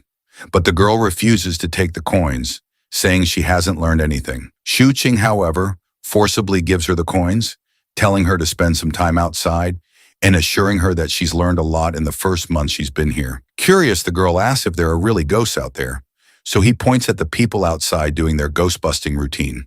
He assures her that once she starts making money, she can pay him back. When she wonders aloud what happens if she doesn't earn anything, he assures her they'll figure it out. Once again, she thanks him, calling him Young Warrior.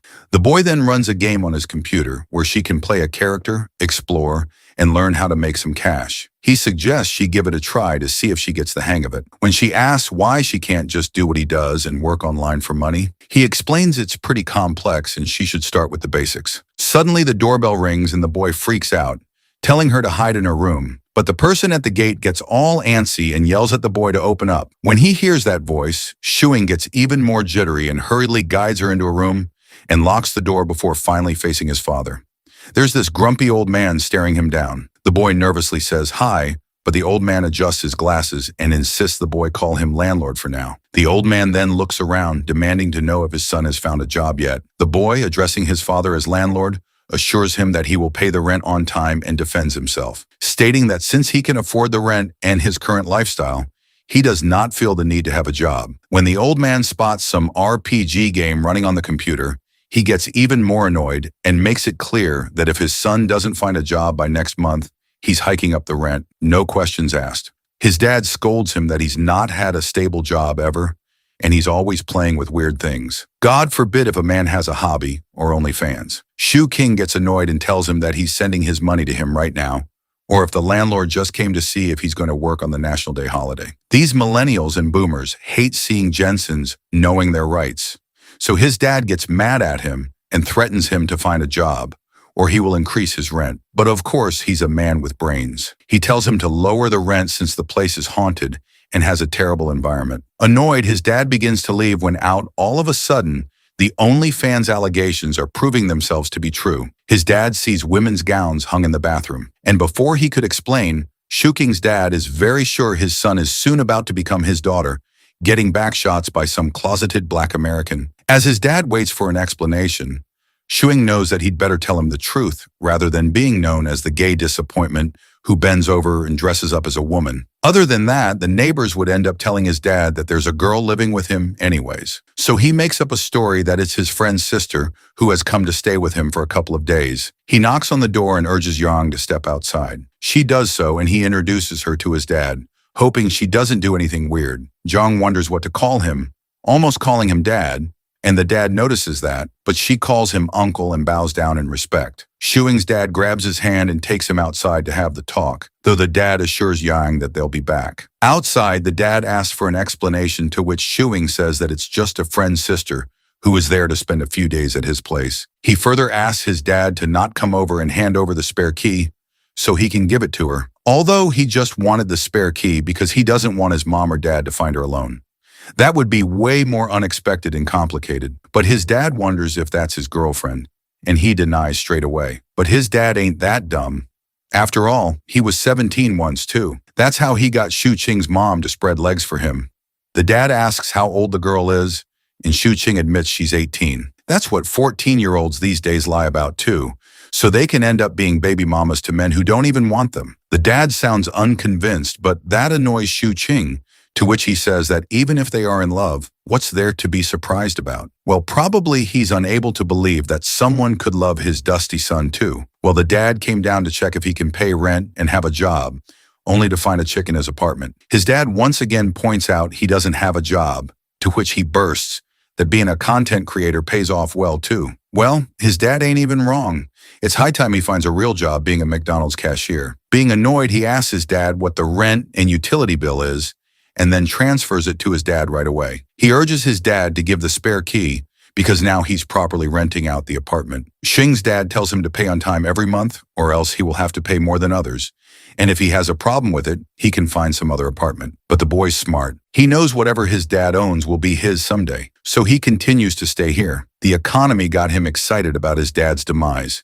It's really that bad. Anyhow, before he leaves, he tells him that he has to be back for dinner and looks at Zhang. Annoyed, he yells that she isn't his girlfriend, but the dad's really not a fool. Of course, being his dad, he guides him that starting a relationship that early could lead to problems, and he should also find a job. He begins to leave, but he turns back to Shuing and tells him to take all the safety measures, and Qing gets embarrassed. Suddenly, Qing stops his dad to have a look at Zhang's sandals. He asks him the value of it since it's from the Tang dynasty. Hero knows that his dad has been studying archaeology for almost half his life, and he is an expert in this field. He also elaborates that these sandals are from the time of Liangji. His dad thinks he's crazy and suggests a mental health institution to attend, which all the kids in this generation need though. His dad is about to test out his skills to have another kid. It's never too late and leaves pretty quick. The wife better be in an apron. As Shuing's dad leaves, he thinks to himself that he made a son who is nothing more than who is stuck to his computer all day long. He sigh with no hope of becoming Elon Musk overnight. He knows that these shoes are said to be from Kalyuan period,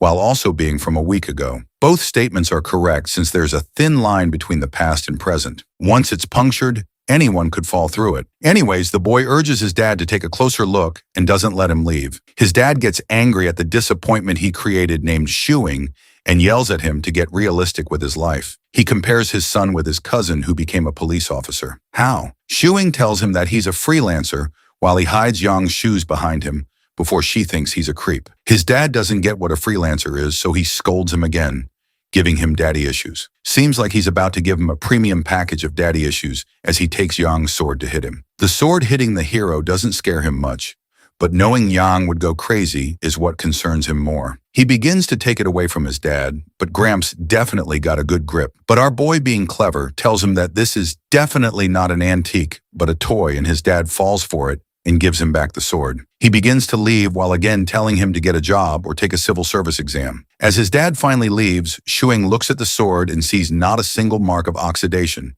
which makes it look pretty recent. He notices Zhang peeking at the sword and he tells her to take it away and not take it out often. Then he wonders why she wants to call his dad. He clarifies that if she ends up seeing his mom, she's supposed to call her auntie and she listens. Then Qing asks Zhang if she wants to keep martial arts in practice.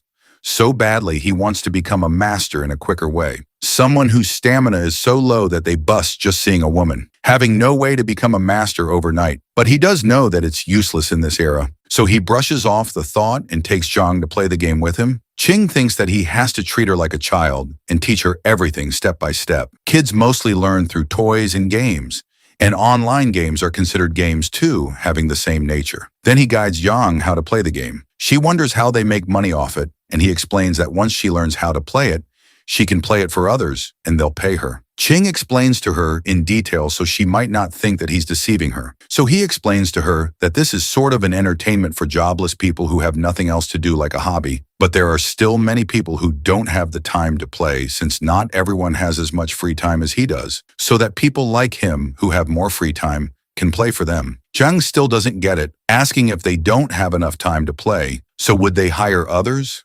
That sounds absurd to her.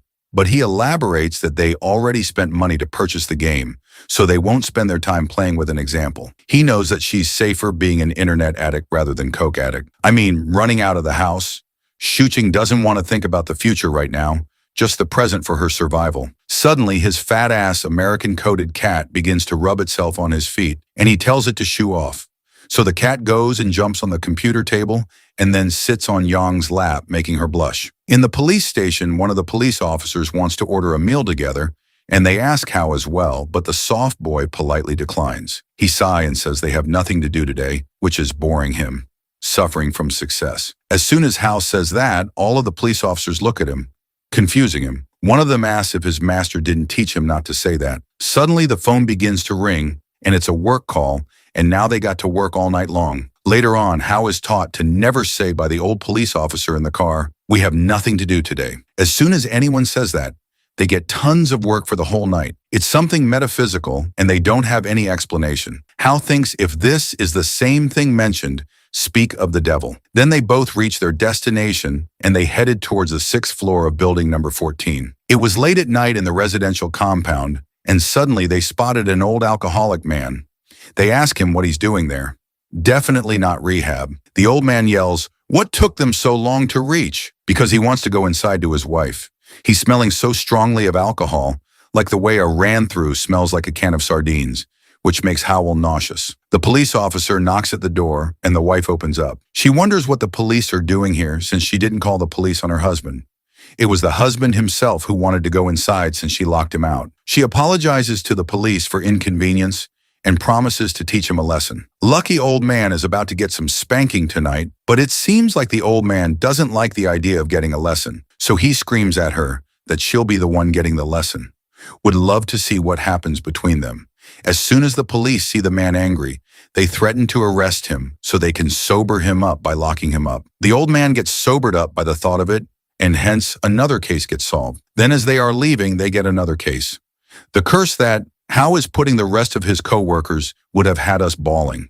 In the middle of the night, Ching wakes up and goes to fetch a glass of water. Suddenly, he sees Yang trying to sneak out to scare off people again, but his vision is sort of blurry. As soon as he realizes it's someone else, he screams, and Zhang was behind Ching this whole time. It was a thief who sneaked in, and he began to run away from the scene. Well, we got a little Bruce Lee from the Tang Dynasty here. Zhang slams the thief's head on the floor and begins to press it as hard as she could. Shuing quickly realizes that if she doesn't let go of his head, his skull will crack open like a coconut. He urges her to stop, and she does. Then Ching takes off the veil, and the thief has a North Korean haircut. He sits nervously and embarrassed that he got undertakered by a girl. Meanwhile, Shu Ching slaps his head, wondering what just happened. The protagonist realizes how powerful her grip must be because the thief almost got choked to death. Personally, I think that's an honorable way to die. Getting choked to death by a hot chick. There's literally a mark on his hand. Anyways, Ching goes to make a call to Hao.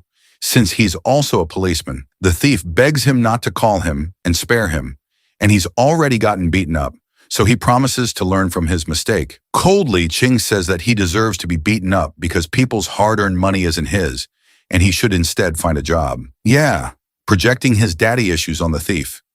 But the thief admits it was his first time stealing. He explains that he knew the building was haunted, so he tried to take advantage of it, but he got beaten up to death instead. Not just that, he's hella scared of Zhang. Her aura is something to be scared of. Ching asks for an apology, and the thief apologizes right away. However, Shu Ching thinks that the apology is not sincere enough, so he turns back to call the police again, and the thief begins to cry to let him go. Ching notices how scared the thief is and realizes this actually is his first time.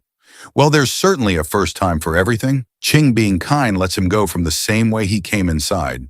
The thief runs as quickly as an American man runs out to get the milk. As the thief runs out, Shu Ching is hoping that the neighbors didn't hear the screams of the thief, or else the gay allegations would have come true. But Young wonders why he let the thief go like that, to which he explains that they can call the police because they will hold her accountable for hitting him. Further, he says that if the police follow the process and find her suspicious, they will have to investigate her, and if they find out that she is an unregistered person, she'll be in trouble. That leaves Zhang confused, wondering why she'd be in trouble when she's not the thief. Ching explains that's because she also hit him. Suddenly, he sees and wonders why she's wearing an outfit which she's supposed to wear outside, and she answers that she heard some noise, so she got out to see what he was trying to do. Ching mocks her by saying that not everyone likes to go out in the middle of the night like her. Then he goes off to sleep, knowing he'll get someone to fix the window tomorrow. The next morning when he wakes up, he sees Yang all sweaty as she practiced all night long. God knows what kind of practice. She opens her hair and he's mesmerized and begs her to keep the door open so he can see her practice. He should have reported himself to the police for the creepiness. She agrees to it. While some women charge $5.99 monthly for it, he's surprised to see her agree with him so quickly, but she tells him that whether she agrees or not, he'll still be unhappy. That pisses him off, but he chooses not to have an argument. Then Shu Qing suggests they go out for breakfast while someone fixes the window. The night before, he thought about how it's not enough to stay at home and live without seeing anything. So he steps out to have some personal experiences too. As they walk outside, Qing guides Jung how to learn from the life all around them. She wonders how that could be, and he explains that she must abandon all her past thoughts and beliefs and start a brand new life and make new experiences. While mansplaining, Qing tells her to not be too harsh to people, like the way she was to the thief the night before. Because the way she was holding him down, it looked like she wanted to snap his neck. But she denies because she reduced the amount of force. Further, he elaborates that hurting someone in this era could bring upon trouble on them. So he guides her to not kill anyone. That leaves her confused. To what extent can she beat up someone? Well, I'd say if it's a man, better not hold back. But Qing guides that it depends on different factors. Jen follows up with a second question. If he sneaks into her room at night, how hard should she beat him up? Hopefully he's not into that. He yells that she can't just beat him up because he's not some creep. But Zhang tells him he is the spitting image of a creep. Posing, he stands and defends himself, calling himself a hero of high moral standards. She's still unsure, to which he wonders why'd she even think he'll sneak into her room. He has picked up her shoes from the trash bin, but that's literally it. But he remembers that she's called him a douchebag before. Further, he defends himself that even if he sneaks into her room, she quite literally will end him and his bloodline. Still, he's curious what she would do if he does that. A man of culture, she asks if she could punch him, but surely that's enough to send him back to his mama's womb. In a bit, they reach their destination and they sit inside while Shu Qing orders breakfast for them. He tells her to remember this day and experience life from now. She looks at her hands while thinking that this is a world where no one needs to kill anyone. A while later, their breakfast is served. Yang likes the food while Shuing smiles as he looks at her that no one here knows that she's an ancient girl, which makes him think if all ancient people eat like there's no tomorrow. So, he assures her that she could definitely have some more food if she doesn't find it enough, but she wonders if it's expensive. But he explains that breakfast is the cheapest, and she doesn't need to worry about food in this world because food is cheap here. As he chomps down on food, he thinks about how it feels like he's raising a baby. Then John gets up to order 15 more buns, almost making Shu Qing spit out his food. Seeing that, he tells the waiter that the order is to go. He asks her if she can even eat that many, and she wonders if she ordered too many, but he just guides her to not eat that much in public and tells her to pack it up and eat the rest at home to save themselves from suspicions. While Yang eats, she assures him that she'll pay him back when she earns, though she could definitely use another way to pay him back. Then he gets the check and they leave. They pass by a hot pot buffet, and the lover boy promises her to bring her to eat some buffet next time. Jen wonders what that is, and he elaborates that in buffet they can pay a little money and eat whatever they want until they are full and there are plenty of other dishes. That makes Zhang think that it's like charity, but Shuing clarifies that it's nothing more than a marketing tactic. Then he says to her that mostly people in this era work through the brain, and since they don't do anything physically much, they don't feel hungry either. So her eating like an American fatty would get eyes on her, and everyone would end up knowing who she is. Basically, the buffet thing makes the owners profit more, because people don't eat much anyways. He highlights that girls and children are prime victims of this marketing tactic, as they would pay 100 yen and only eat food worth 30 yen. In other ways, people with bigger appetites can eat more because restaurants can earn it back from people with smaller appetites, as explained by Yang. Hearing her grasp the concept, Shuing shares a story where he thought as a kid that the buffet owner was very generous to let anyone eat how much they wanted. Jen wonders why do people with smaller appetites even bother going. He answers that it's more convenient and affordable for people. Later, he thinks about how she's been learning about the world bit by bit and how she could connect all the dots and one day suddenly learn about everything. It seems like Yong no longer feels like an outcast in this era. A few days later, the lover boy gives his lover girl a phone, and she wonders if Shuing is her sugar daddy now, considering how expensive a phone could be. But anyways, gamer guys are usually broke, and he got it from a giveaway too. Well, he went to get a sub card and top up, and they gave him an Android phone, which is worth over 1,000 yen, and he decided to get it for his heroine. She's so happy and thanks the hero. Then he urges her to follow the instructions and give him a call. He feels at ease that she is a smart girl and she could learn it really soon. A realization hits him that he feels like an NPC, but it's more convenient for him that she learns quicker. Then he gets up and tells her to have dinner by herself since he won't be home. And if she feels bored, she could learn how to use the phone or watch other videos. Shu Qing thinks that, since she has learned that she can earn money through playing games, she has turned into a game addict. And it is worrying at this point. Before he leaves, Yang asks if it is really a job to manipulate the characters running around, and he replies that if she continues to play afterwards, she is working overtime. But since she is already in an internship, there won't be extra pay for overtime.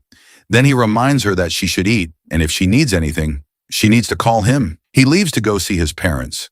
He hasn't visited them since Zhang came. King steps inside and sees his dad. His dad tells him his mom is out playing mahjong. Then he asks where his girlfriend is talking about Yang. Shuing gets annoyed and explains that she's just a friend who will stay with him for a while. The dad utters that he wouldn't let a man stay, but Qing defends himself that Hao has lived with him, but he's considered an exception by his dad. As the dad thinks that Howell could really be his girlfriend if he wasn't a man, Qing knows there's no winning from his dad and calls his mom instead, who is a Mei Jiang addict. They wait for her to come back home, and Shuing informs his dad that his apartment was broken into by a thief, though he fixed the window.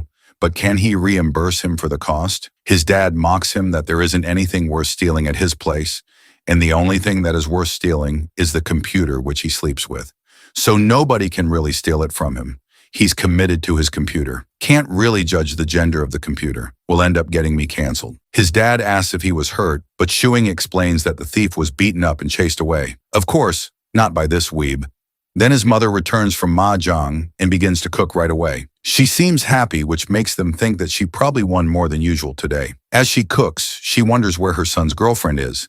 And again, he protests that he doesn't have a girlfriend, and his dad is blabbering false news. His father wonders that they live and eat together. That sounds pretty much like a relationship. His mom didn't know that, and she is surprised at that news, and she urges to show her the picture of Yang, though she was trying to go and look at her by herself. But her husband stopped her because it's not considered respectable to go without telling these days. He doesn't show her picture and says that she is just his friend and nothing special, while he thinks that his mom has always been persistent.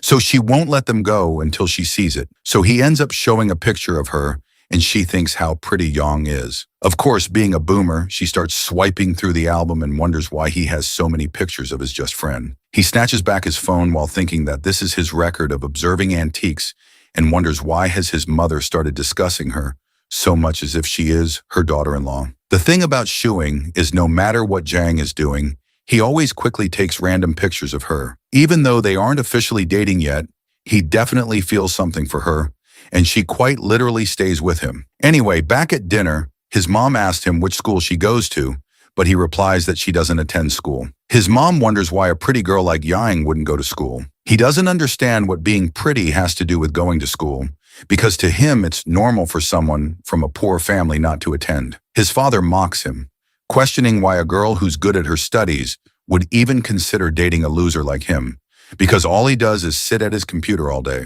The only difference between him and a Discord mod would be the weight. Both parents feel bad for Yang, and their son insists that he's stable and not a freeloader. His mother then wonders how they even met and if Jiang isn't a local of Yangchang. He dodges the question again and redirects the conversation to his joblessness. Meanwhile, he reflects on how Yang hasn't even figured out how to survive in this world yet, and his parents are already trying to ship them together. Later on, after the dinner, he gets up to leave and tells them to rest. He also points out to his mom that she shouldn't play mahjong every day because his dad is practically starving like the African kids. His dad gets slightly annoyed at his mom, saying she's even more stubborn than his son's joblessness. Suddenly, she remembers something. She hears that Shuing's neighborhood is haunted and recalls the sound of a woman's cry in the middle of the night. She wonders if everything is okay. Shuing demands that his dad cut the rent in half or he'll stop renting the apartment because it's haunted. His mom agrees and says the rent should be reduced now that he has a girlfriend and more things to spend money on. His dad reminds her that Yang isn't actually his girlfriend, but the deal sounds so solid that he ends up agreeing Yang is his girlfriend anyway. Later that night, when he returns home, he sees Jiang holding her sword. He wonders if she was practicing, but she runs off to take a shower, and he's confused about why she would take her sword with her. He asks if something happened while he was gone, but she denies it. He's left wondering who exactly she feels the need to defend herself from. But then again, as long as it's not him, he figures it's fine. He sits on the sofa, and his imagination runs wild thinking about her. Of course, she probably does need protection from him, but he brushes off the thought. Then he notices his computer had been on standby the whole time and decides he'll start working tomorrow. Meanwhile, she comes out of the shower shining like Aphrodite. Looking at her, Shuing wonders if practicing martial arts makes her prettier. Back in the day, she would have been exposed to extreme temperatures, but her skin is still smooth. She reminds him that she once asked him to learn martial arts, and he refused. He yells back that he can't learn just by standing in a stance. An idea pops into his head. She could start a beauty class through martial arts practice, but that would probably flop since people these days don't even exercise to lose weight, let alone take up martial arts. Jen sits down and while trying to use the hair dryer, asks if the Taoist caught the ghost. In truth, there never was a ghost. It was just her sneaking out by mistake, and people assumed it was supernatural. She gets mad because she's a human, not a ghost. The lover boy realizes she isn't used to using a hair dryer, so he takes it from her and helps dry her hair. She hands it over and he continues the conversation, affirming that yes, she is human. But the problem is that no one in this era has ever seen a real martial artist. Someone flying across rooftops at night would easily be mistaken for a ghost. She wonders aloud why people don't practice martial arts anymore. He explains that living conditions have improved. People no longer worry about food or clothing and want to live more comfortably. Martial arts just aren't necessary anymore. People today have better options for enjoyment. He starts telling her a historical story, but she interrupts saying she doesn't know those people. He explains the story was written by Mr. Jinny Young. He concludes that martial arts is basically dead now, and people can only rely on technology to live comfortably. He tells her to put her sword down. There's no one to defend against anymore, but she screams that there is a ghost and she has to protect herself. He tries to dismiss it, but she shivers and finally admits when he was away, she actually saw a ghost herself, with terror in her eyes as if she's seen Elon Musk without a shirt on. She informs him that when he went out, she saw a ghost. He starts to sweat as he hears her words. He thinks to himself that she probably just saw an old lady taking out the trash while wearing a mask. But then she begins to describe what the ghost looks like. She says its hair is longer than hers, and she elaborates on how it looked at her. It is pale white and wears an odd blue robe with long sleeves, which unnerves him. He begins to wonder what kind of thing she actually saw. He can't help but consider if there really is a ghost, but he brushes off the thoughts by telling himself that ghosts don't exist. Science can't prove their existence. According to him, she might be having hallucinations due to stress. Janong frowns and says that in her era, ghosts are something to be feared, but the hero assures her that they don't exist, all while blow-drying her hair. She emphasizes that she saw it and admits that she's scared, that even her sword can't protect her. Though he starts to wonder if time travel is possible, then the probability of spirits existing might be real too. He tells her that he'll borrow Mr. Xiao's mahogany sword tomorrow. She thanks him and he tells her to go to bed while he wraps up the hair dryer. He decides to take a shower as well, but his shower time is shorter than usual, which makes him realize there's a big difference between living alone and living with another person. He can't help but feel creeped out too, and he can't fall asleep with that feeling lingering, so he sits down to work. Suddenly, he looks at his laptop and is shocked. On the other hand, Yang looks at the clothes the young hero bought for her. She compares them to the clothes worn by other people and finds the ones he got her to be more acceptable, which makes her feel warm. Then she takes out the clothes she was wearing when she came to this era. They have narrow shoulders, short sleeves, and rougher fabric. If she were back in her old world, Yang would probably make some changes to them. That takes her back to old memories where the chief teaches her martial arts to make her stronger. But Yang urges her to act a little more girly so someone can marry her in the future. She thinks about that, begins to cry, and resolves to practice martial arts enough to fight the ghost she saw. Suddenly, there's a knock on the door. When she opens it, it's Shu Qing with his laptop open, asking if that is the ghost she saw. She pulls out her sword, yelling that that's what scared her. It turns out it's just a horror movie playing halfway through, and that was the ghost she saw. He tells her to go back to sleep and that they'll talk about it tomorrow, but she's still really scared. So he shuts the laptop and shows her the baby girl sealed inside the laptop, assuring her that she can go to sleep peacefully. The next morning when Yang wakes up, she realizes that the ghost really doesn't appear anymore. Then she gets up to practice her martial arts and leaves the door open so he can watch her. Even though he hasn't woken up, she still continues to practice. She knows that in this era, she can only protect herself by practicing martial arts. Crawling out of his pit hole, Shuing wakes up and goes to see Zhang. She is feeding the cat while he thinks that everything is going well, and that if there's a street check, she will be able to hide her ancient personality as long as she doesn't go crazy. Not just that, she is a woman with women's privileges. If someone who time-raveled were a chief with a bearded face, or tall or muscular, the neighbors would probably report him to the police right away. While he brushes his teeth, he wonders what the chief looks like, and she explains that the chief is a little taller than him and has a beard, which makes her wonder why Zhuing doesn't have a beard, to which he replies that he's one of the literati and not a roughneck. She holds her face in shock, saying that even the literati in her world also have beards. His male ego is hurt, and he says that they use razors now, which is why he doesn't keep a beard. Then he angrily tells her that they have to go out for breakfast. She keeps her voice down while she tells him that the cell phone he gave her yesterday hasn't been working since morning. He realizes that the phone is probably not charged, and after that, they go out. As they're outside, he tells her that she doesn't need to work today because it's the weekend, and she should focus on learning how to use a phone.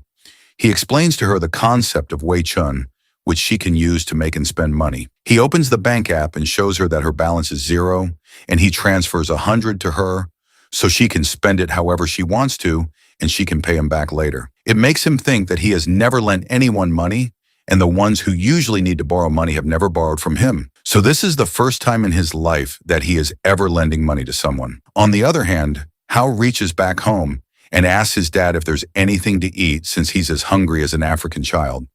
Later on, while he's eating, his dad wonders how many thieves he caught last night, to which he responds that they live in a peaceful time and there aren't many thieves around. Even beggars earn more than thieves now. Side hustle. His dad gets annoyed that Ching isn't even in the police yet. He caught a thief. And Hao exclaims, "When did that even happen?" His dad responds that Uncle Shu said Shu Qing's apartment was broken into and he beat the crap out of the thief and then let him go. Hao is mad and wonders why he let the thief go. What pisses him off is that he becomes a police officer just to do something good for society. But instead, Shu Qing, just by staying at home, catches a thief. His dad taunts him that the thief is already on the loose so he doesn't have to waste time asking about him. He tells him that apparently the lover boy also has a girlfriend who is living with him. Hao doesn't find that surprising because Shu Qing is conventionally attractive, and his dad gives him a death stare because his own son doesn't have a girlfriend. But Hao makes an excuse that he's not in a hurry and doesn't even have time for that. He would rather get married directly so he won't have to break up like Qing and his ex-girlfriend did. That's one more point for his dad to taunt him that his cousin already had 2 girlfriends, but he doesn't even have one yet. Hao tries to defend himself, saying that he's just trying to catch thieves right now, but still he's unsuccessful in both things. Finding a girlfriend and finding a thief. At least what he says is that he wants to find a girlfriend when he becomes a detective, but his dad knows he really can't find a girlfriend. Hao takes that as an insult, as if his dad is looking down on him, and he assures him that one day he'll bring the most beautiful girlfriend to him. When his dad hears him boasting in front of him, he picks up his sandal and gets ready to give him the Asian treatment, telling him that he has to get a girlfriend no matter what. With the rice cake in his mouth, Hao says that he can't start a family without first making a career, but his dad is not willing to understand and runs after him with his sandal. Hao wonders after getting spanked by his daddy, what did he even say wrong? Surely his dad wants more from him rather than rotting away his life alone, living with an anime pillow as his wife.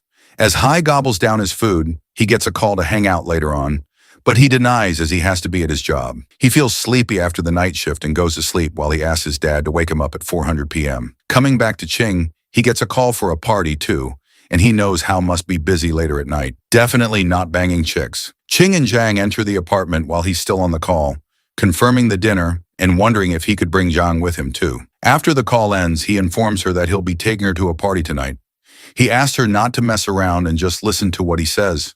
She agrees and then questions him if he meant that all the ghosts and martial arts are fake because that's strange for her. Patiently, he explains to her that it's not strange since all the basic survival needs are met. Humans develop a spiritual need. It could be anything from pets to games or movies. He wonders if she doesn't have novels in her world, but she isn't aware. Ching gives her an example of tea houses having storytellers who tell interesting stories. What he's trying to explain is where there's demand, there'll be supply. People solve each other's problems in return for some money, and hence a workflow is created. Giving another example, he explains that when everyone is seeking solutions from others, they are also helping others solve their problems, and that's how they earn. Realization hits Zhang, and now she understands how Ching can live like a landlord without having to go outside to work. She gets the concept of it, the concept of watching movies in leisure time, and he approves of her smartness. He tossed her a can of soft drink as a reward, but she wonders why he took her in. Was it for his spiritual need? He thinks and smiles at her and says he did what he wanted to. As he continues to play with the truck of a cat,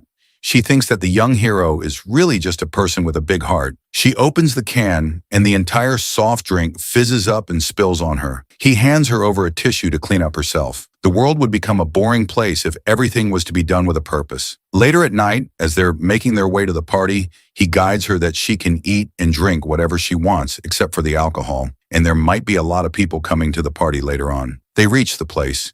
He tells her that it's a place for her to experience newer things. As they step inside, he makes sure to let her know she can stuff her mouth with as much food as she wants. Zhang finds the music too loud, and by her looks, she looks uncomfortable, as if her uncle touched her. As Ching enters, they all seem happy for Ching to join. His friend informs that they all were waiting for him to arrive, and he should start singing now too. But Ching takes Zhang and decides to sit for a while. Zhang observes the place with uneasiness apparent on her face. Zhang is visibly uncomfortable. Her body language is awkward. Ching urges her to have some snacks before everyone arrives and they can eat properly. Handing her over some hazelnuts, he guides her how to crush them, but she can barely hear him because of the music. He realizes he has to speak louder, so he gets nearer and teaches her how to crack open a hazelnut. Then he wonders if she has had these before, but she hasn't. When she eats it, she finds them incredibly delicious, to which he apprises her to eat more. He isn't worried about how she cracks up the shell, because in a place crowded like that, no one would probably notice. And even if they do, they would probably only think how strong she is. Then he laughs and cheers while passing on a drink to his friend Zijun. He begins to party with them and drinks beer. Seeing him drink beer, Zhang wants to try it too, and he denies that a girl should know how to protect herself, and she's out.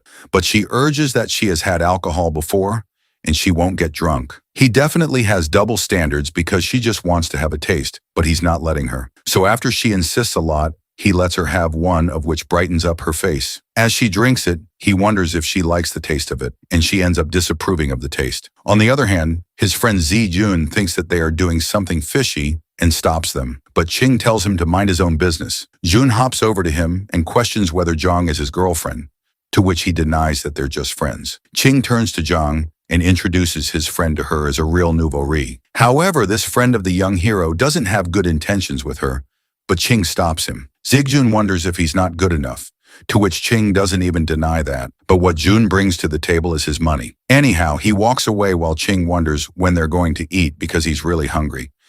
Zijun tells him to hold his horses because some people have yet to arrive. As he goes over to party again, he talks about how being on duty and how it's so life-sucking. Ching gets angry knowing that Hao is doing a great job. On the other hand, the party's going on, which is making Yang uncomfortable, and she wonders why are there so many people around here. He knows that there is a need to help her integrate into modern society, and this is a way for her to experience new things. Ching urges her to take this as a form of celebration because it's his friend's girlfriend's birthday. After that, he asks her to break some hazelnuts for him, and she does so, and he thanks the heroine. He wonders if she can sing, but she has never tried singing before, though he's a little controlling and says he wouldn't even let her sing, and he'll show his singing skills sometime later. Suddenly, he sees a guy with a white outfit come too, and he catches his attention, leaving him wondering what he's doing here. The guy and Ching look at each other, and the guy coldly passes by him. King gets busy on his phone again when suddenly he hears the constant sound of nuts cracking, only to find out that Zhang has eaten all the nuts out of hunger. He wonders if she's hungry, and she admits to it. So he assures her that in a little while there will be a super-sized cake. Her mouth waters, just thinking about it. She comes to think of it, she hasn't had any bad experiences with food over here. The worst food she had was the half-eaten bun and the hamburger when she first arrived. They were a little hard and tasteless, but even those were better than the pancakes in the Guarel. Zijun gets Ching's attention and urges him to sing since Hao isn't here, and he agrees to sing just one song. He takes the mic from Zijun, and Zhang, out of curiosity, leans over to see what that is. Suddenly, hearing her own voice being extremely loud, she gets scared. Ching tells her to relax and explains that it's a microphone. Well, now at least she'll be prepared for the speakers she'll be hearing the broadcast from. He looks over at her face. She looks extremely adorable, and he wants to pinch her cheek, but brushes off the thought, knowing that someday he will try it. Then he begins to sing with his friend. Zigjun looks around and sees that everyone is here, so they're about to get things started. And then the cake arrives.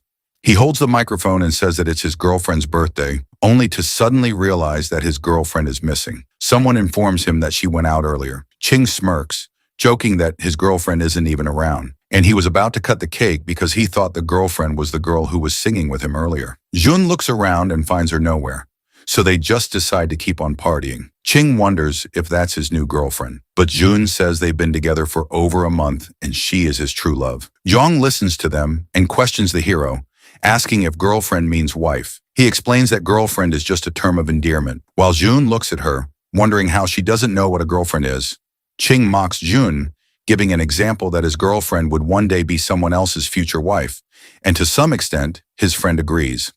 Zhang then wonders who Ching's wife is, giving him a deadly look. He explains that he's an otaku, and for him a girlfriend can be everything, which makes his friend laugh. Although Jun wonders if the two of them are really just friends, Ching quickly changes the topic, saying they haven't talked like this in such a long time, and that they should have a few more drinks, mainly because he has to hide the fact that he was just explaining the concept of a girlfriend to an ancient person. Suddenly, Zun looks at his watch and realizes how late it is, so he goes off to find his girlfriend. Ching and Zhang sit down, and suddenly Ching hears a voice he was expecting, asking him if Zhang is his girlfriend. He tells him to mind his own business.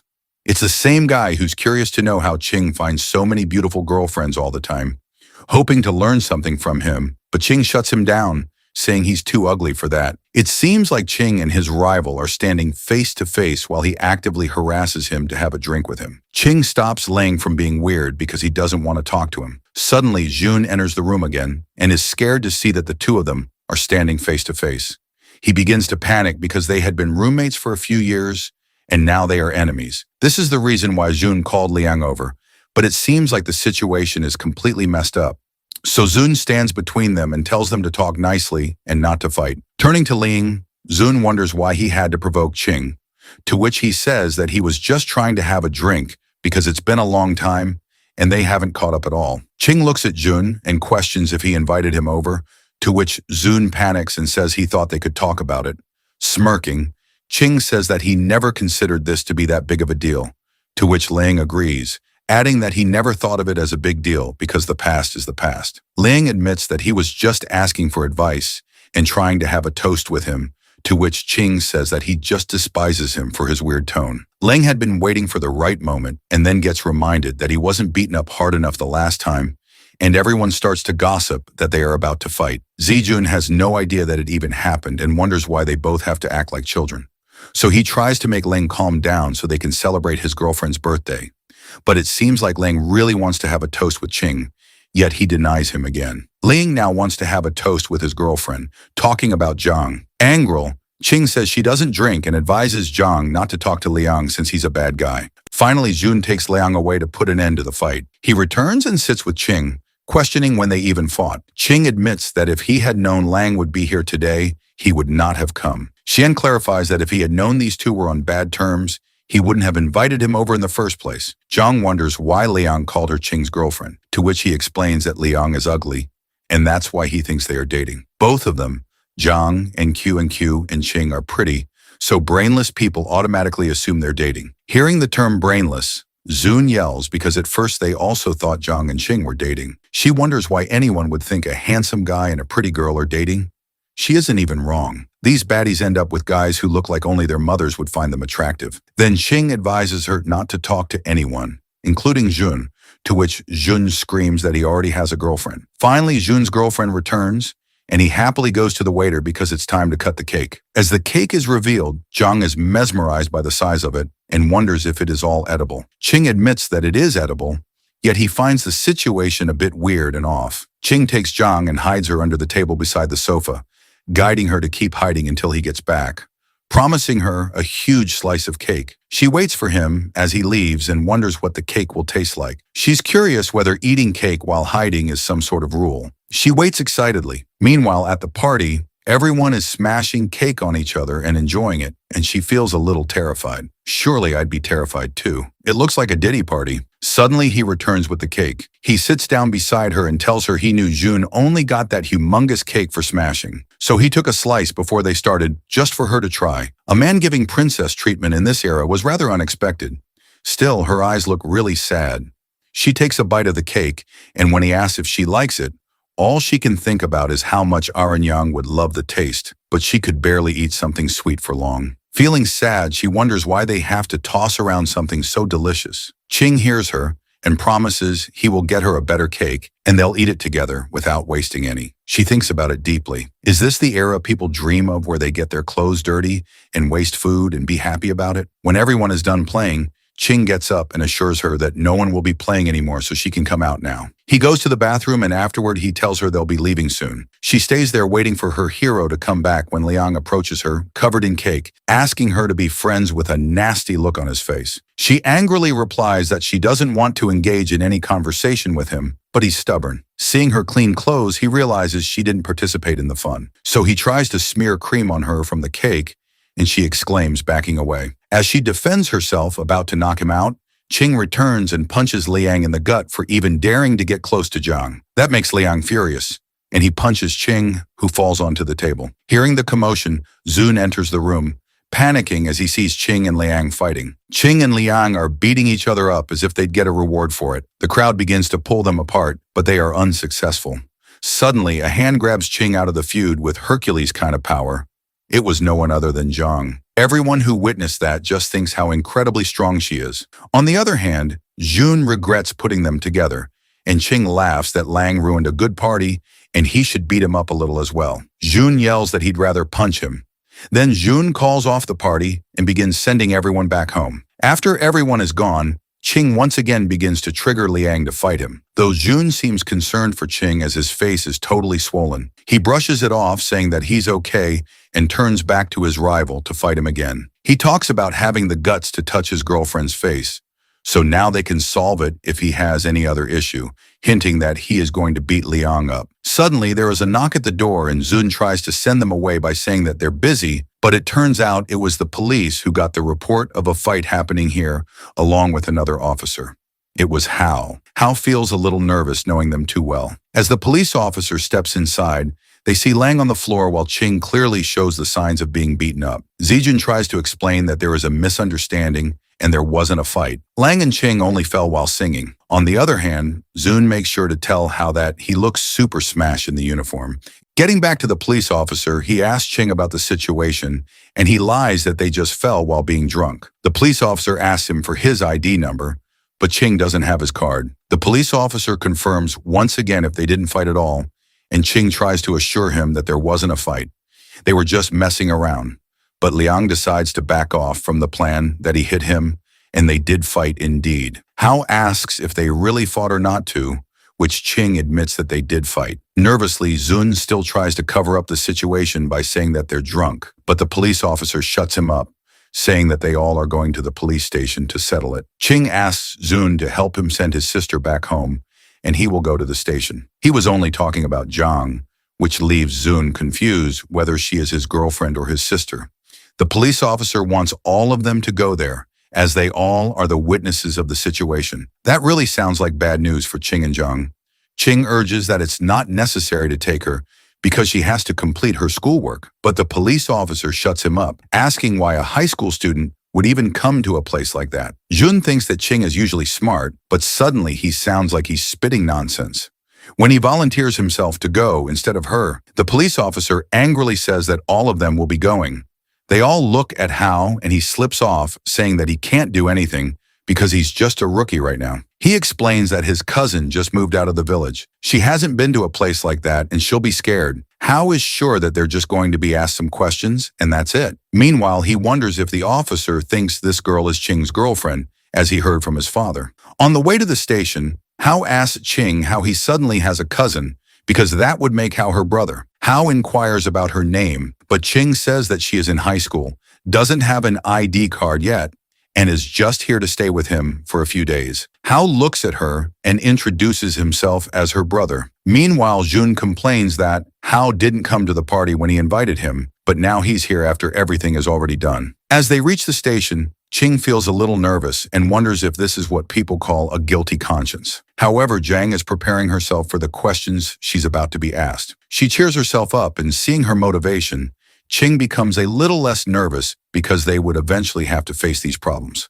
So now they're just becoming familiar with it. Ching and Liang sit together in a room with the police, and Ching begins telling the story of how the fight emerged. Liang knows he won't get any benefit out of it, but makes sure not to let Ching get out of the situation easily.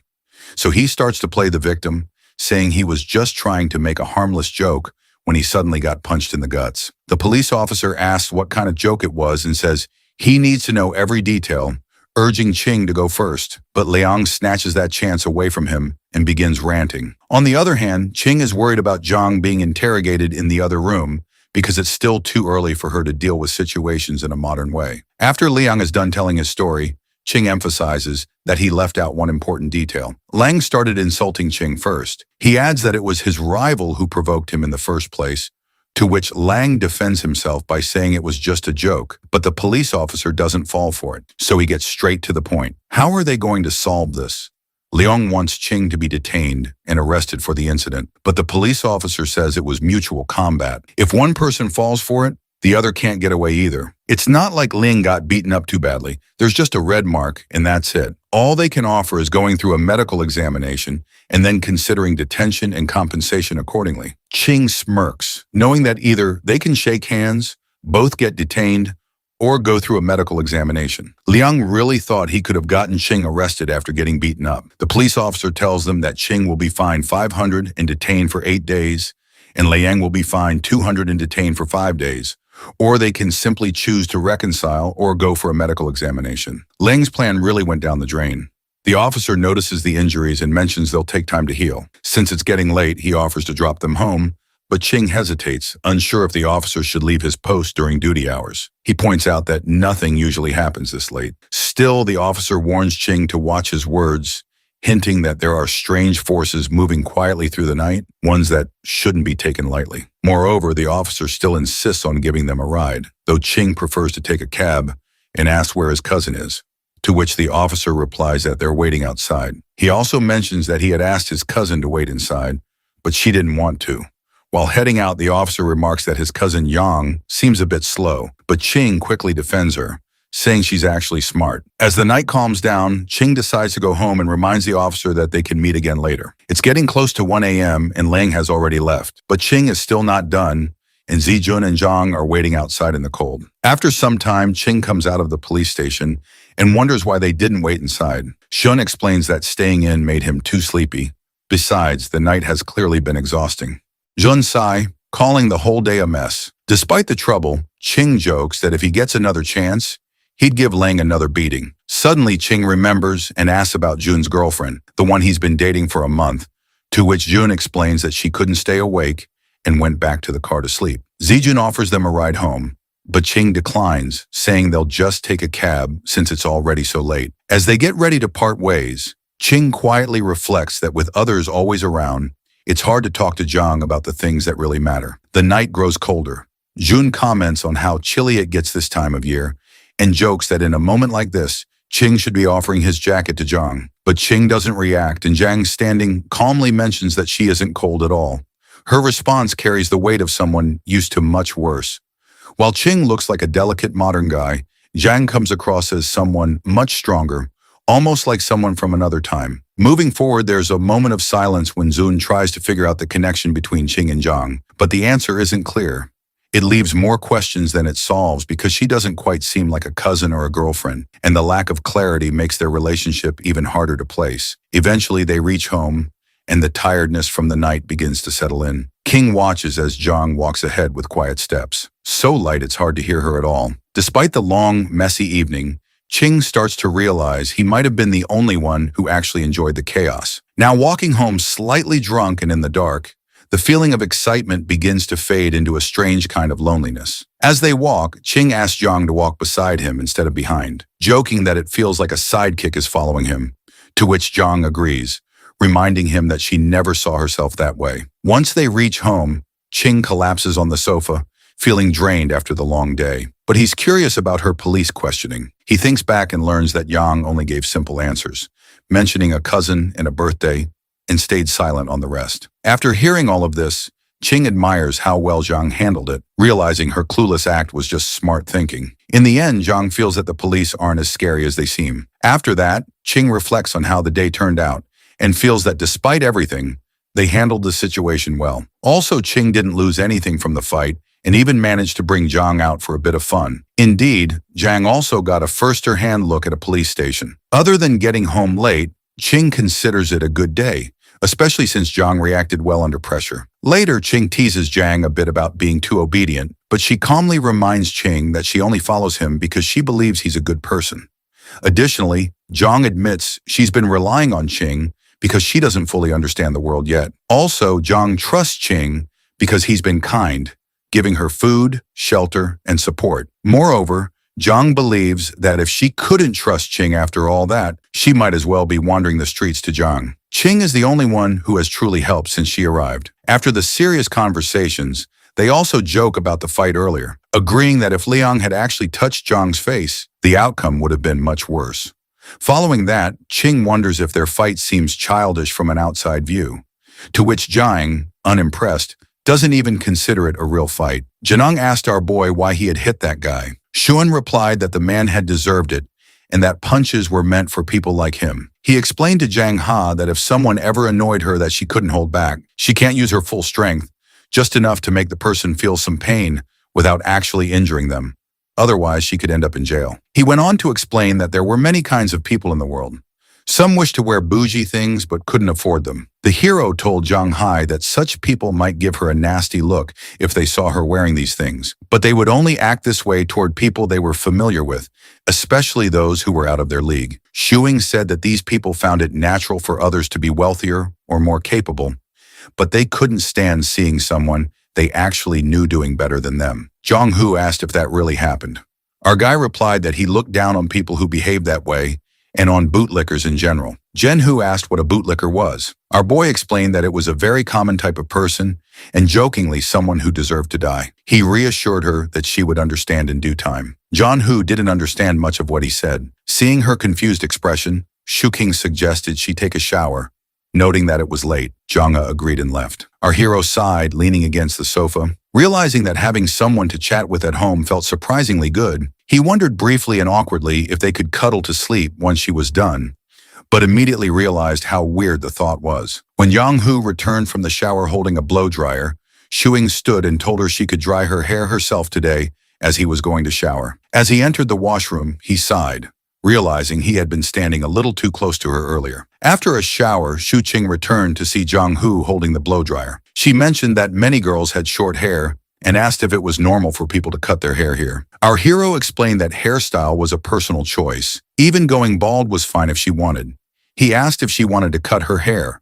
Jenga said she wanted to trim it a little. Our boy advised against cutting it, saying that long hair was beautiful. He took the blow dryer from her and declared that he would dry her hair from now on, asking her not to consider cutting it short just for convenience. Zhanga nodded, then asked if it was normal for guys to help girls blow dry their hair. Shuing smirked and reassured her that it was very normal. After some time, the hero placed the blow dryer on the table and said they were done. He began leaving, reminding Zhang Hu to go to bed early. He turned off the light and wished her good night. Zhang replied and typed good night into her phone, playing a song and following along with the lyrics. The next morning, Shu Qing walked over to Zhang Ho and greeted her with a cheerful good morning. She replied in kind. Our boy admitted he had woken up a little late and asked if she wanted to go out for breakfast. She declined, saying she was at work. Our guy smiled and said he would buy breakfast for them both. As he prepared to leave, tying his shoelaces, Shuing realized that living with Young Hu for so long had subtly influenced his life, giving it more routine. Meanwhile, Yang Ha searched online about girlfriends and began reading the Wikipedia page on the topic. Yang Hu continued reading the Wikipedia page on girlfriend. Afterwards, her curiosity led her to search whether ghosts existed in this world. Shu Hing returned home and urged Yang Hu to take her breakfast. She replied that she was busy working. Shu Hing insisted, telling her that she could take short breaks even while working. Janga said she would eat later, but our boy showed her the food he had brought, light, easy-to-digest buns and soybean milk. Janga picked up a bun and mentioned that she had been playing the game for a while. She asked if she could help other players level up. According to our boy, a mining expedition earned her 18 yuan, enough for 6 buns. Zheng Ho realized that a day of mining expeditions would provide enough for 3 days' worth of food. Our boy checked his phone and promised to find a request for her later, reassuring her that she could try it if she was able. He knew gaming was primarily meant to keep Zhang Ha occupied, preventing her from wandering outside late at night and startling people. Zhang Hu exclaimed in excitement that she really wanted to help others level. Shuing smiled, thinking that once she was more familiar with the modern world, he could give her something more practical to do. Zhang Ho remarked that the food was really tasty. Shu Hing reminded her that it wasn't her first time eating it, but Zhang He insisted it was delicious, adding that the cake from yesterday had been amazing as well. The hero chuckled and asked when her birthday was, offering to get her a huge cake to enjoy by herself. Zhang admitted she didn't know. Our hero smiled and suggested that they could celebrate the day she came to live with him as her birthday. Yuhu, excited, asked if she could eat cake on that day next year. Shu Qing, looking at her happy face, said she could even eat some cake today as a belated celebration and promised to buy one for her later. Zhang thanked him joyfully but then hesitated, worried that cake might be expensive. Shu King chuckled, assuring her it wasn't, and told her to relax and wait to enjoy it. Later, our boy asked if Zhangyi had brought any copper coins from her time since her era primarily used copper over silver. He explained that if she had some, they could potentially sell them for money. Youngha said she didn't have any copper coins. They were usually managed by the second miss. She did, however, have some broken silver pieces sewn into her shirt hems for emergencies. Youngha realized there was no one now to discreetly place money into her clothes. Our boy sighed, thinking that hiding a few copper coins wouldn't be of much use, and if there were too many, she would have used a proper money bag. Looking out the window, he reflected that no one would have guessed that a simple trip outside could lead them here. Meanwhile, Hyozi was riding his motorbike and greeted an elderly lady along the way. He reached home and parked outside, feeling a strong sense of fulfillment from protecting ordinary citizens. Inside, he noticed a puppy and asked his father whose dog it was. Chin replied that it was Wang's dog's son and instructed Hyozi to train it as a police dog. Hyozi groaned, protesting that he didn't even know how to train dogs. The two argued for some time. Eventually, Howie asked for the dog's name.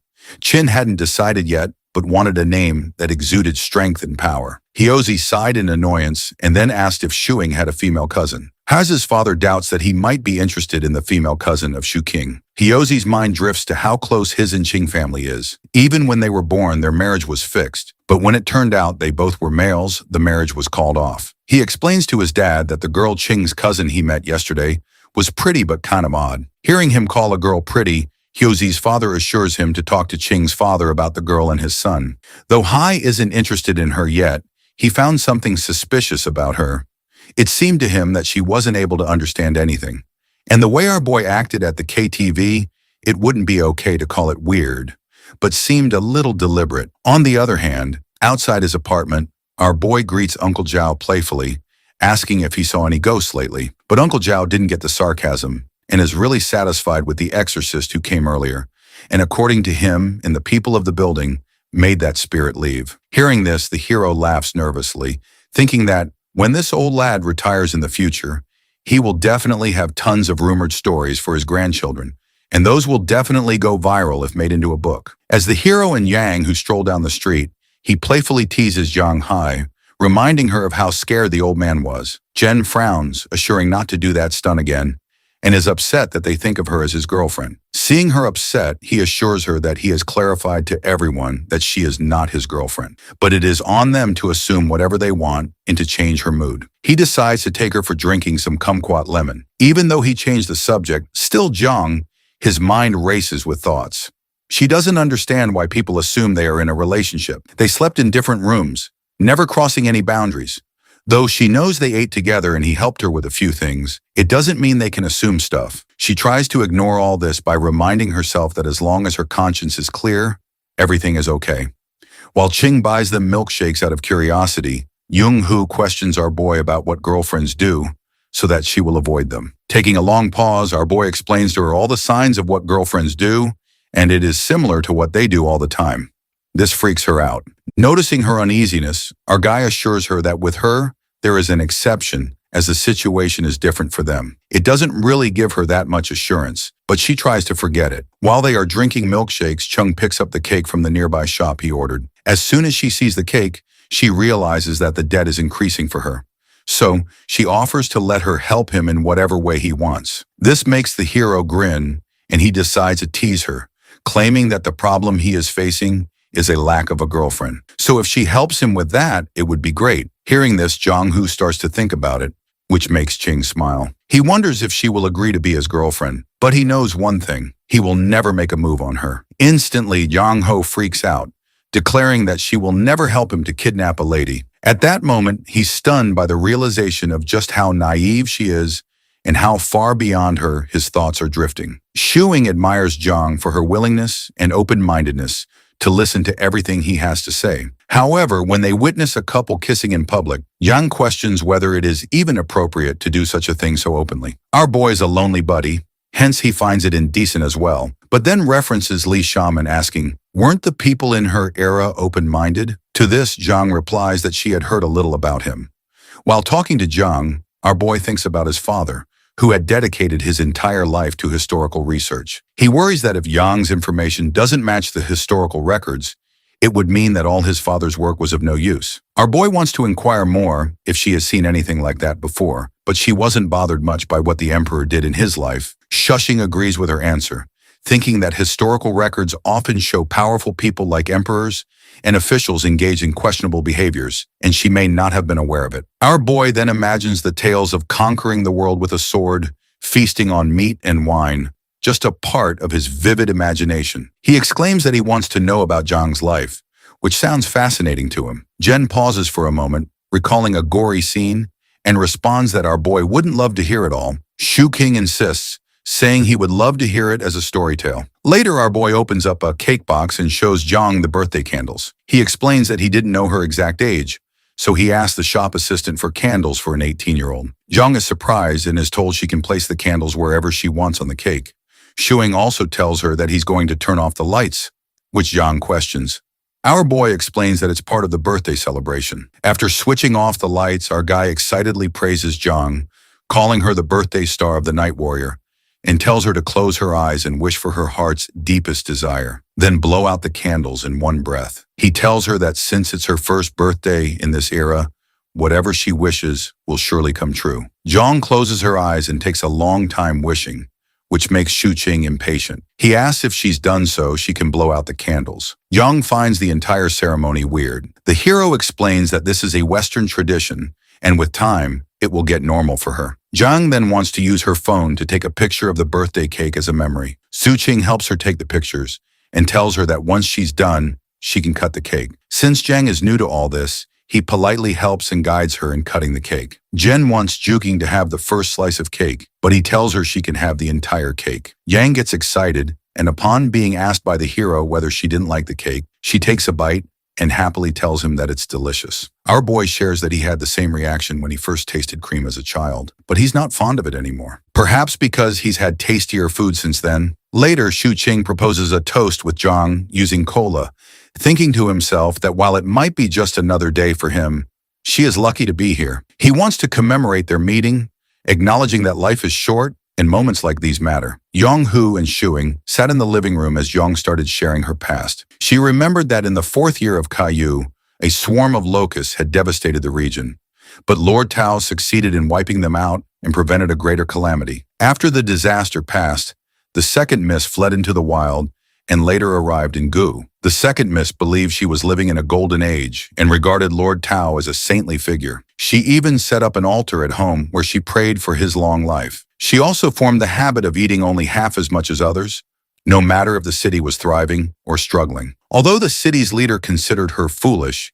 she would simply laugh and say the remaining half of her meal was offered for her savior's long life in this golden era. Shuing felt confused and asked how her family, who practiced martial arts, could keep an altar wishing for the longevity of a government official. Since stories often portrayed martial artists and officials as enemies, Zhang explained that without Lord Tao, the second miss would never have escaped Lu safely, and many more lives might have been lost. In the second M's eyes, every additional day she lived was a gift granted because of Lord Tao. Shu Qing then wondered whether Zhang truly came from the Caillou era and questioned what she would call the Dark Ages if her time was considered a golden one. Zhang explained that her era had suffered through droughts, floods, wars, and numerous other disasters. If there were no human-caused calamities, people would already regard it as a golden age. So the second miss believed their time was especially remarkable. Curious, Shuing searched for Caillou online and concluded that the era could be viewed as both prosperous and troubled. He felt fortunate to have been born in a time of plenty and realized how lucky he was compared to living in Yen's world. He told her not to dwell on it too much and simply enjoy her cake. Janang thanked him and asked if she could eat the remaining cake from the previous day. Holding a birthday card, she quietly admired the modern world. Food could be wasted just for amusement. People could dress boldly, and couples could even act affectionately in public. Thinking about the second miss, she came to understand that compared to her own time, this era truly deserved to be called a golden age. A few days later, while Shuing was working on his computer, he noticed Zhang peering shilly from behind the door. He soon realized she had run out of sanitary pads, but was too embarrassed to ask. Without hesitation, our boy ordered a box online.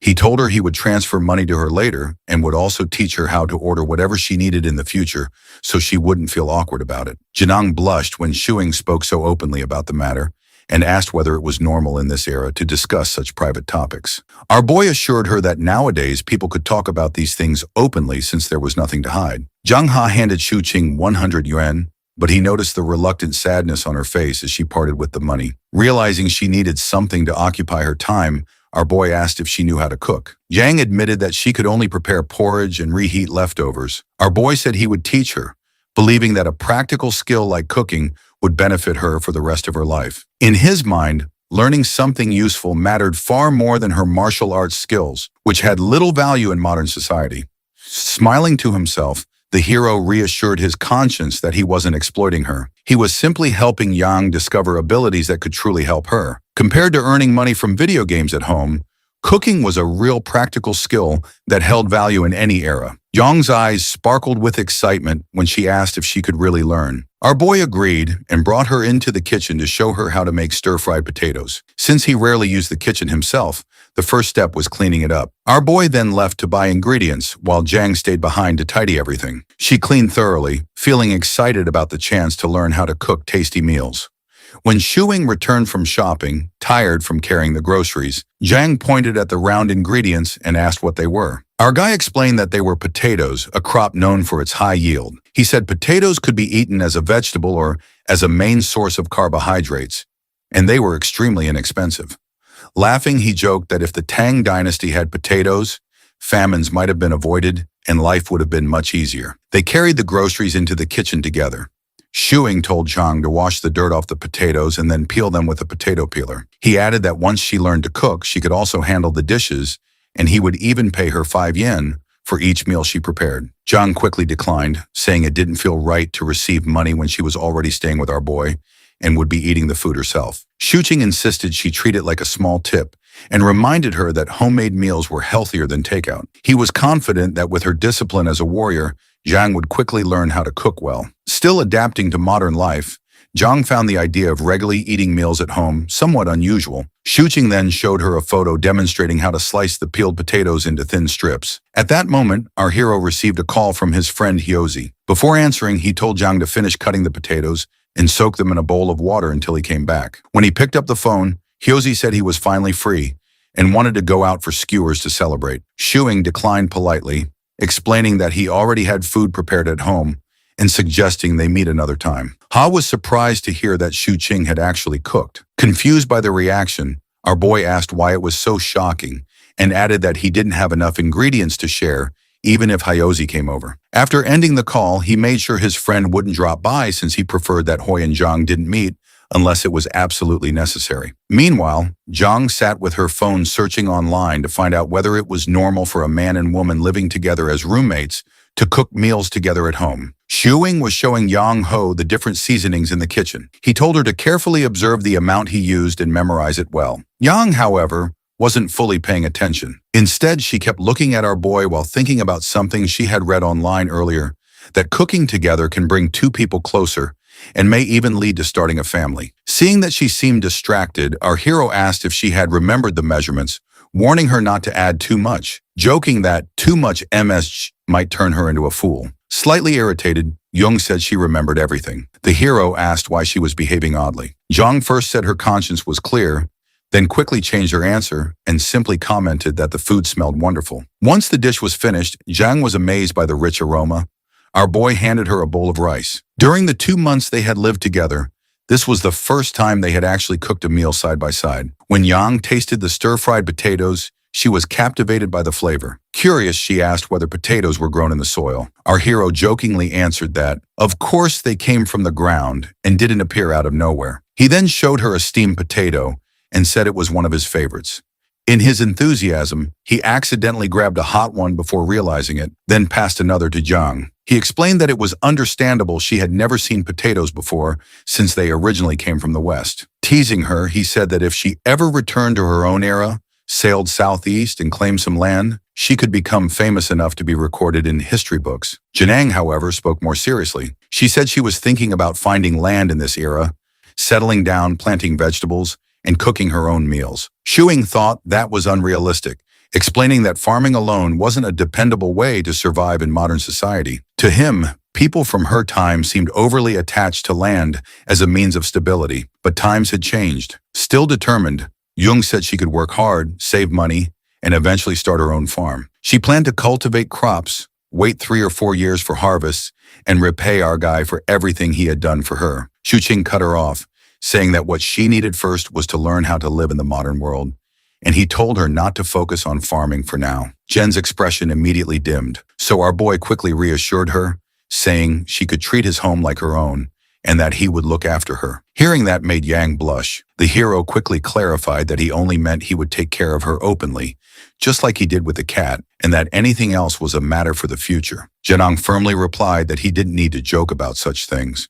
She felt grateful to him for letting her stay there, and said she would find another way to repay him, but certainly not by offering herself. Our boy was stunned, wondering how such outrageous thoughts had entered her mind. Jen added that she couldn't truly regard Shuing's home as her permanent residence and would only remain there temporarily. Since neither of them had anything to hide, Shuing agreed, feeling that the matter cleared their consciences. He reminded her that he had never made any personal promises and asked whether she thought he was a bad person. Jen answered that he was a good man. Smiling, our hero told her to call him Young Master, joking that he wasn't actually such a good person. Later that night, Zhang browsed through Shu Qing's social media using his account and stumbled upon some old photos of him. She asked if the person in the pictures was really Shu Qing. He initially denied it, but Zhang kept pressing until he finally admitted the photos were from his flashy younger days. Our boy flushed with embarrassment.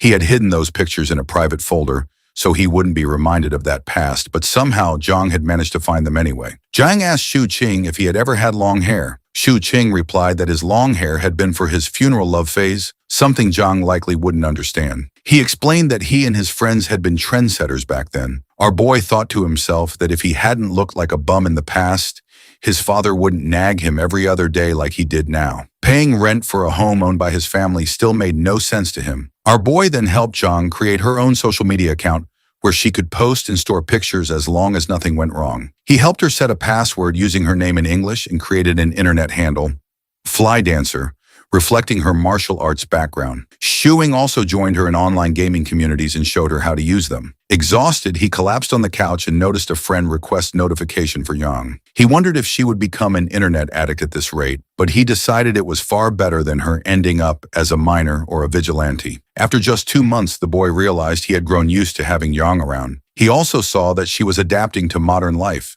slowly becoming a city girl. In her own time, she had been just a grain of sand, but in this era, she was becoming a brick, solid, and capable, which made our guy happy to help her. Later, Yang got up to take a shower. Our boy told her he had bought a high-absorbent towel so she could dry her hair easily. While in the bathroom, Zhang reflected on how Shuing had been right. In this era, many things existed for enjoyment, not for mere survival, as in her own time. After 2 months, she could feel how much she had changed since arriving. When Yang came out of the shower, Shuing offered to blow dry her hair before taking his own shower.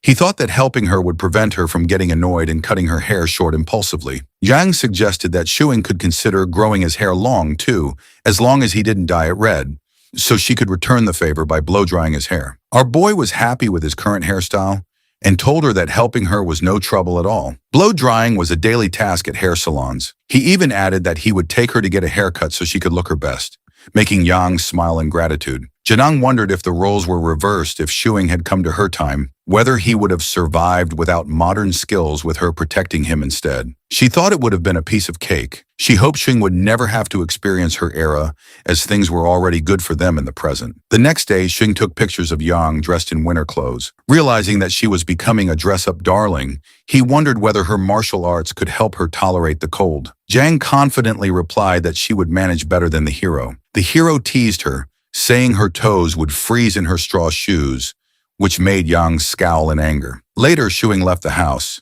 telling Yang to cook for herself since he would be eating out. As he walked out, he thought about how it was already late November, and he still hadn't paid his rent. He considered transferring the money to his father, but decided it would be better to visit in person. Since his father had lowered the rent, Shuing wanted to prevent any misunderstandings. He didn't want his parents arriving unannounced and assuming there was a romantic relationship between him and Yang. Shu King sends his mother a message before going to visit her. When he arrives, she immediately asks if he has come alone. Our boy casually asks who else he could have brought. His mother looks around and asks where his girlfriend is. He replies that he left Yang at home.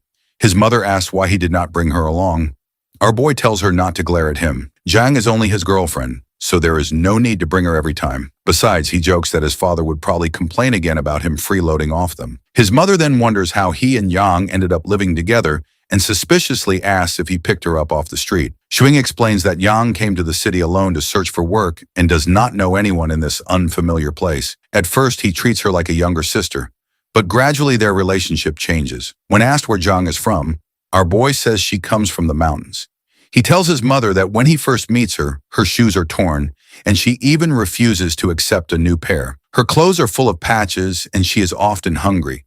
His mother finds it difficult to believe and assumes he is exaggerating, since Yang does not seem as miserable as he describes. Shu Sing insists that Zhang is not like other carefree girls who have everything provided for them. She has supported her family since she was young.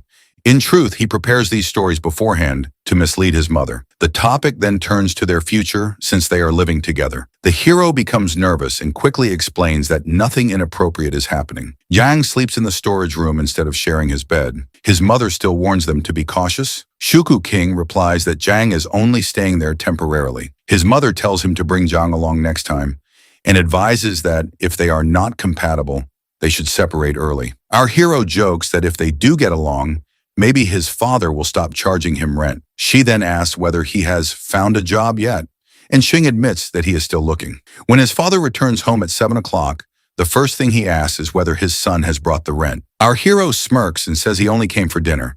His mother calls everyone to wash their hands. During the meal, Shu Qing keeps thinking about what Zhang might be doing at home, which makes his father notice that he is behaving oddly. Later, while helping his mother wash the dishes, the boy sees that she is growing ginger sprouts. When he reaches for one, she lightly slaps his hand away. After he says he wants to plant one himself, she finally lets him take a single sprout. He plans to give it to Yang, knowing she will enjoy taking care of it. As he prepares to leave, his mother tells him to go home since it is getting late. Our guy hesitates for a moment, then admits with a red face that he thinks he has fallen in love. On the way back, he keeps turning the thought over in his mind. He truly has fallen for Zhang, a girl who comes from 1,000 years in the past. Shuking enters the house and asks Zhang what she is doing. She panics a bit, but explains that she is about to play some games. Instead, our guy hands her a small plant. Yang studies it curiously, confused. Our hero explains that it is a sprouting ginger plant. He tells her she can keep it in her room or place it in the kitchen. After a moment of consideration, Yang decides to put it in the kitchen. Shuing then asks if she still wants to play games, but Yang feels tired and plans to go to bed instead. He reminds her to stay warm in the cold weather, assuring her that the weather will get better in a couple of weeks. Before Yang leaves, our boy calls her over and asks her to sit beside him. After hesitating for a moment, he asks if he can hold her hand. Jen refuses right away. Our boy says he only wants to check whether her hands are cold. She still declines, but he gently reaches out and briefly takes her hand anyway. As he holds it, he studies it carefully, which makes Yang feel a little uneasy. When she asks what he is doing, he casually says he is curious whether martial arts training makes a person's hands rough or unattractive, adding that he is thinking of learning martial arts himself. In reality, he is already considering buying her hand warmers for the cold weather. Feeling embarrassed under his scrutiny, Zhang quickly escapes to take a shower. As soon as she disappears, Shuqing rushes to the computer to check what she had been doing earlier, suspicious about her strange behavior. Looking through the browser history, he discovers a series of unusual searches that leave him puzzled about what she has been thinking. When Yang returns from the shower, our boy offers to help blow dry her hair again. She notices the strange expression in his eyes and asks why he has been acting oddly all evening.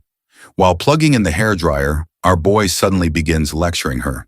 He explains that search engines are not always reliable because they are created and managed by people, and people can make mistakes. He also warns her that some individuals online are scammers, so she should not believe everything she reads on the internet. Jen watches him suspiciously and asks why he suddenly feels the need to say this. Shuing awkwardly answers that it simply crossed his mind and insists it has nothing to do with anything she might have searched. Later that night, lying in bed, our boy reflects that at the rate Yang is adapting, she will soon fit seamlessly into modern society. Thinking about it makes him analyze everything about her, until he finally decides he needs to find a way to officially make Yang his girlfriend. The next morning, Yang is brushing her teeth while Shu Chu-ching stands nearby, staring at her. His constant gaze starts to irritate her.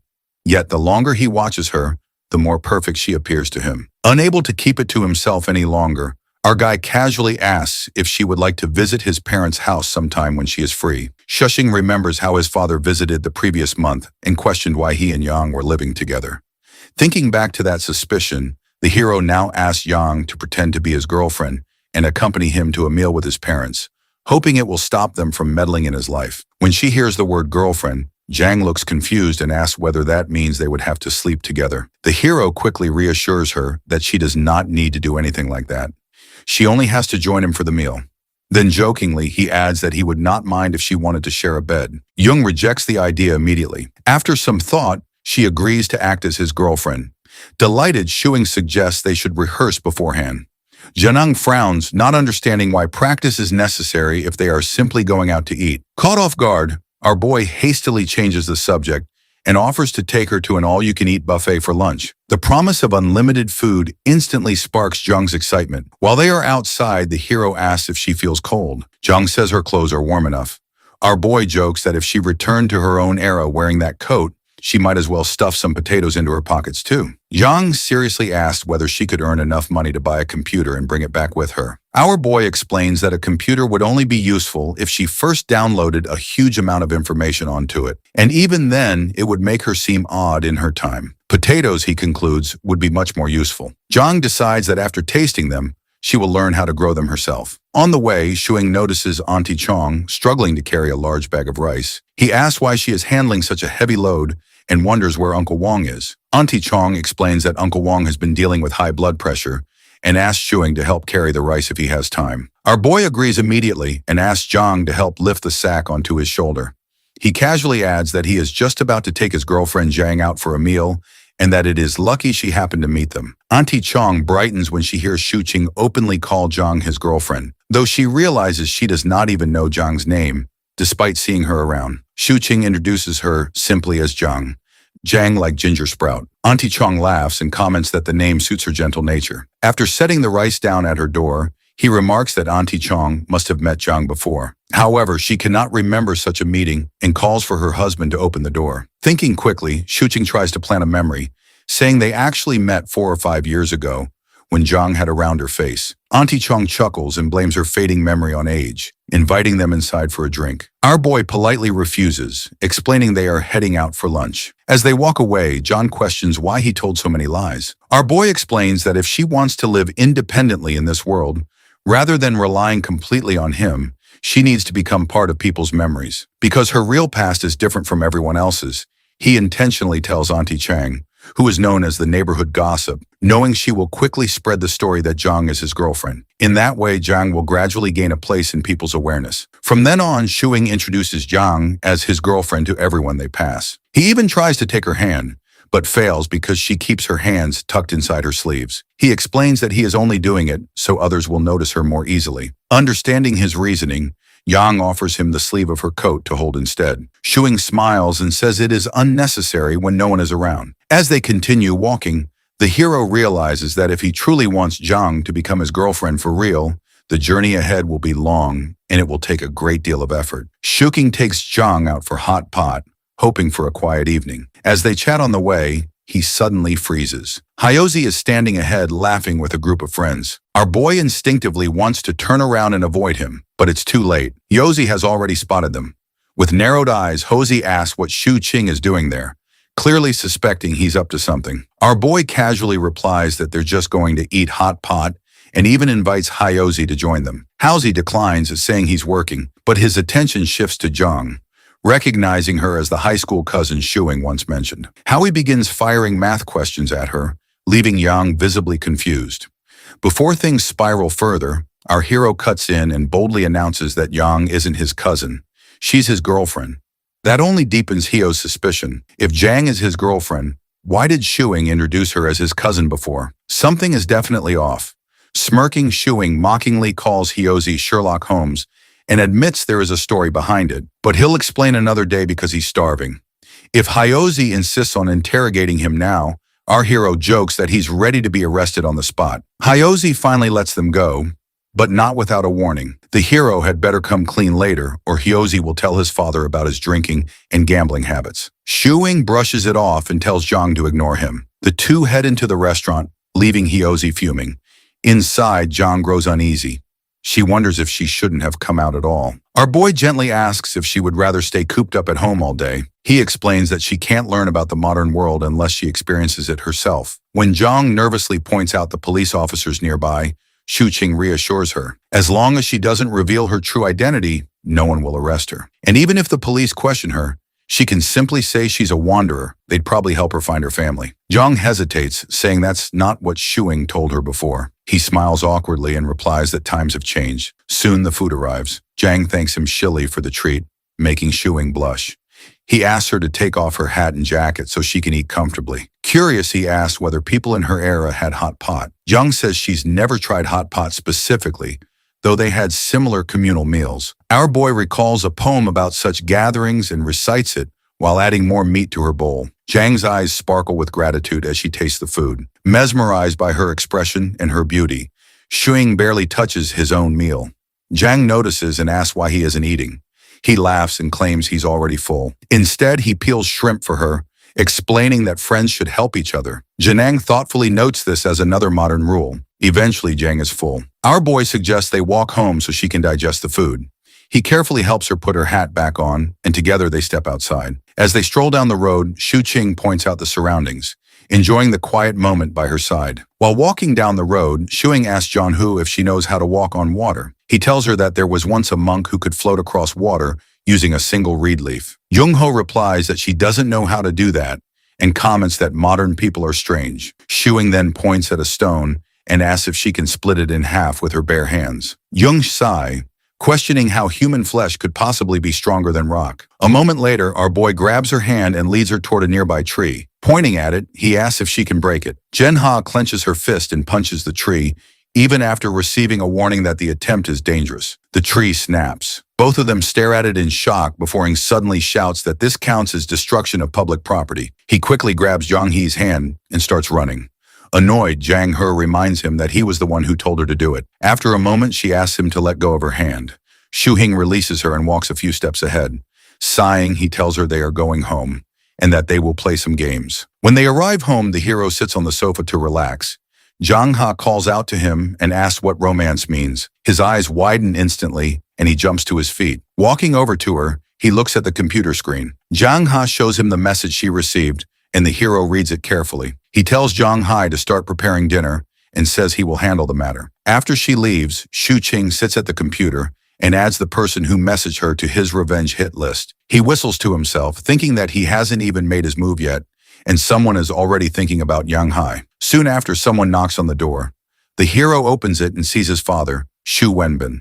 He immediately asks if it is rent day already. Shunbin walks inside and explains that he was on his way home from work and decided to check whether the heater was functioning properly. As the landlord, he says it is his responsibility to fix any issues. However, Shu and Bin freezes when he notices Zhang He standing there. She politely greets him. Adjusting his glasses, he silently wonders what is going on, as this was not how he imagined things. On his way over, he had planned to lecture our boy and whip him into shape. Looking around, Shunbin notices that the house is spotless. Everything is neatly arranged. He remembers that the last time he visited, the place looked like a pigsty. He can't understand how it changed so drastically. He greets Jang Ho properly and repeats that he only came to check the heater. Shuing sighs and assures him that it is working perfectly fine. After a brief pause, Zhu Wenbin says he should leave before his wife starts nagging him. Before exiting, he invites Young Hu to visit sometime. Once Shu Wenbin leaves, Zhang He tells Xu Qing that she is going back to cooking. Our boy watches her with a soft smile as she continues preparing dinner. Jung Ho and Shuing begin to eat, and our boy asks if she has thought about the future. Jang Ho replies that she imagines the future will be just like this. Our boy chuckles and reassures her that it's perfectly fine if things stay this way. Jung Ho tells Shuing that she won't trouble him constantly and adds that, since they are unrelated, she feels extremely blessed to receive so much help from him. She recalls that the second miss once said, "No one owes anyone anything, and those who help do so out of kindness, they shouldn't be taken advantage of." Hearing this, our bro says that they could become related since both are unmarried, and meeting each other is fate. Jang Ho shakes her head. She reminds him that he is her benefactor, and that she cannot treat him otherwise. She insists that she needs to repay everything she owes him. Shuing imagines a moment where Zhang Hu offers herself to repay him.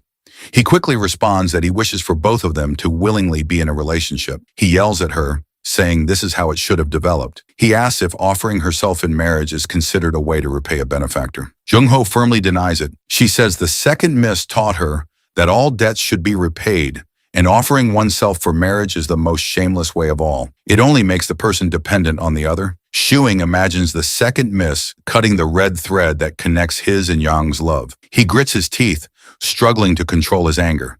He asks her not to treat him as her benefactor, but she insists that he is, and there is no need to pity her. Zhanga declares that she will work hard to earn her own living and not rely on anyone. Zhuing sigh, realizing that Zhang Ho's view of him as her benefactor is the biggest obstacle in his attempt to make her his girlfriend. He watches her play games on the computer. Based on the power leveling rates in the game, he knows it will take her years to earn enough to repay him. He considers whether he should force her, but then remembers that she could break his neck as easily as she broke the tree. Thinking practically, Shuing sends his cat into Zhang's lap, realizing that besides adjusting to modern life, she must learn to support herself. Otherwise, she will always feel insecure and never truly belong in this era. At the beginning of December, Shuqing sits in a restaurant with his friends. Hezi demands that our boy tell them where his girlfriend came from. Our hero explains that Zhangyi has no relatives nearby. Feeling pity for her, he brought her home to be his girlfriend. Another friend protests that this isn't normal procedure,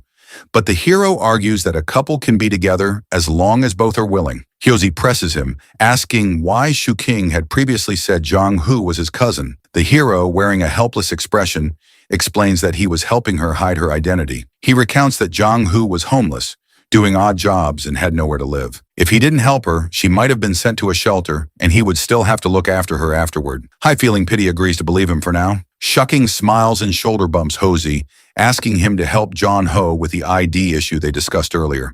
Hai gets annoyed, and another friend shouts at them to stop fooling around. Our bro continues teasing Hyozi, and all three cheer with their drinks. After some time, Hosey leaves, explaining that he has work tomorrow. Shuqing and another friend see him off, thanking him for his hard work as a police officer. Our bro then sits in another car with a friend, asking if any of his family shops have job openings that don't require an identity card. His friend tells him that if it's for his girlfriend, she just needs to give them a heads up. Shuqing admits it would be difficult since her only verifiable history is being homeless, and having a legitimate background would help. His friend suggests jobs even a 16-year-old could do, noting that it would be ideal for her. Our boy asks if it's possible to make it appear as though John Hu has been working at one of his family's shops for the past 2 years. His friend nods and reassures him that he will figure out a way to make it happen. Later, Shuqing announces his arrival as he steps inside the home. Janong informs her that she's already eaten and left his food in the kitchen. He crashes down on the couch lazily while teasing his cat when Zhang smells the alcohol from his mouth, interrogating him about the smell of alcohol. When she accuses him of visiting a brothel as well, he jumps out of shock. After he sniffs his coat, he asks her how she reached such a conclusion.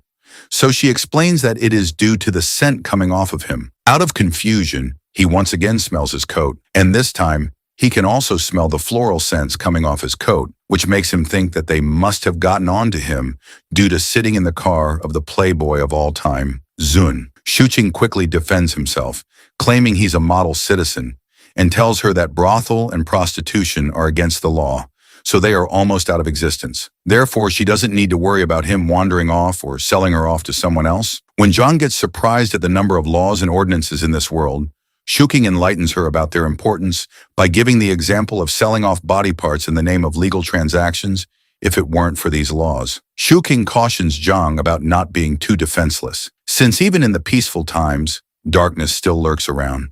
His words throw her into deep imaginings of him selling away her body parts, and he notices it. Our bro tries to change the topic by reminding him how essential it is for her to have at least a little level of weariness, but Zhang is too lost in her scary imaginations to listen to Shuqing. The hero decides to leave her alone with her thoughts and checks the food left for him in the kitchen. He eats it happily despite not being hungry, and after washing the dishes and changing his clothes, he slumps back onto the couch. He looks over at Yang, who is working on the computer, and finds her so adorable that he wants to hug her. Shuqing asks Yang what she thinks about his father, while sadly telling her how demanding and emotionally unavailable his father has always been. When he mentions how jealous it makes him feel to see people having good relations with their dads, Yang turns to look at him. He very cleverly finally reaches the point of what he initiated the conversation for and cries about his father never hugging him when that's all he craved his whole life. Calling it an absurd request, he asks her for a hug, and it makes Yang confused about the situation.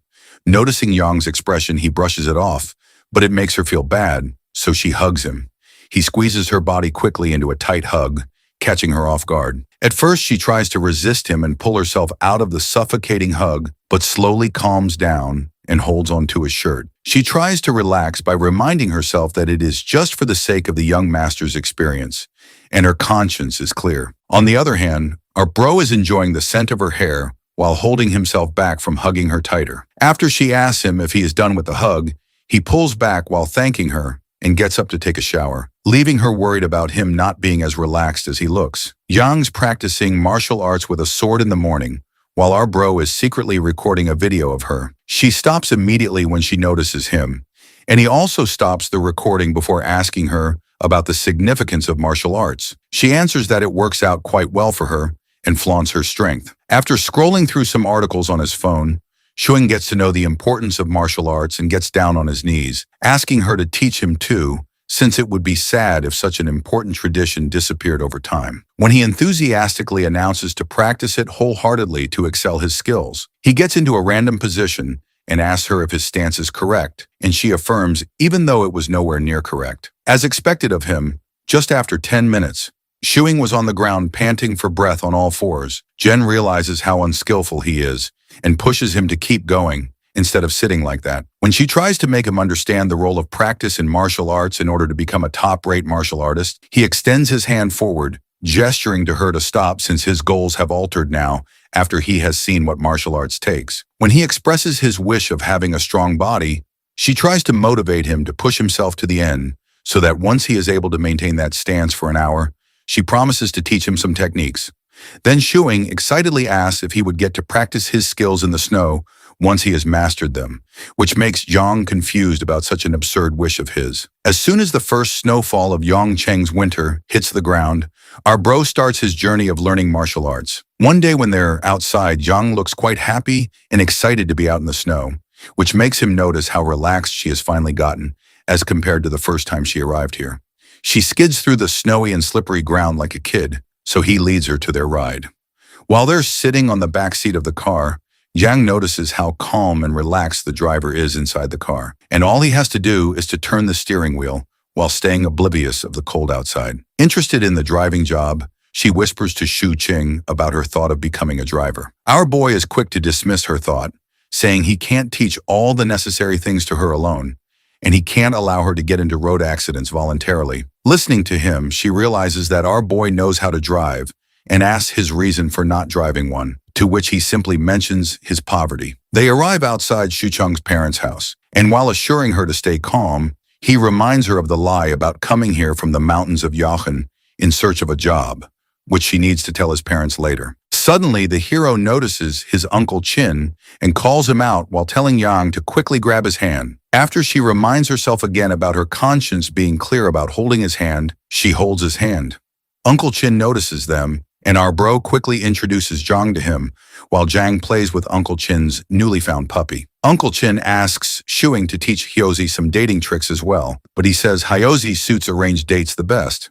While they walk to Shu Qing parents' home, he teaches her small tips on their way. He tells her how normal holding hands is, so she doesn't need to feel awkward about it, even if there's nobody. She seemed a bit perplexed over his claim, so he shifted the topic to satisfying his mother's questions. In his tips on how not to give unclear answers, he first tells her to figure out what his mother wants to hear so she can say so to make her answer sound genuine. Secondly, if she is asked about her routine, she should lie about being busy with her own things rather than mention her addiction to games. However, she gets a bit confused about what exactly it means, and he sums it up by telling her to stay in the role of his girlfriend. They enter the house, and after Shu Qing introduces the two to each other, his mother tells them to take a seat while they wait for food to be ready. Her mother secretly finds Yang beautiful, whereas the hero takes her inside and helps her take off her jacket and hat. His father comes out of his room and looks at the two of them curiously through his spectacles.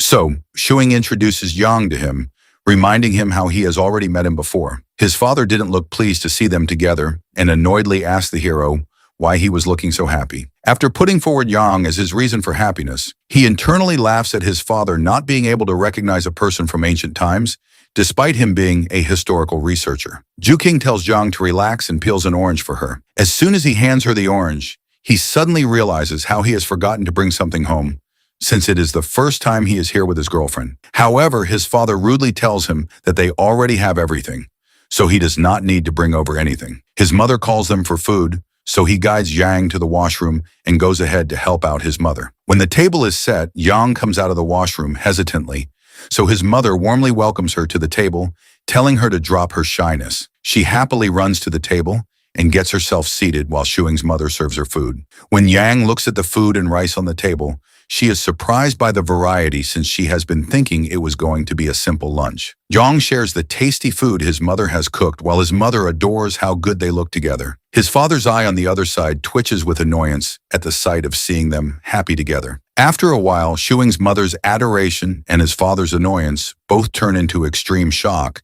as they watch Zhang munches down a second bowl of rice, which both of them combined haven't eaten. After the lunch, when our bro is helping out with the dishes, his father demands he visit him in his study later. Shuing's mother offers some water to her, but she gets quite uncomfortable at his mother's sincere efforts to make her feel at home.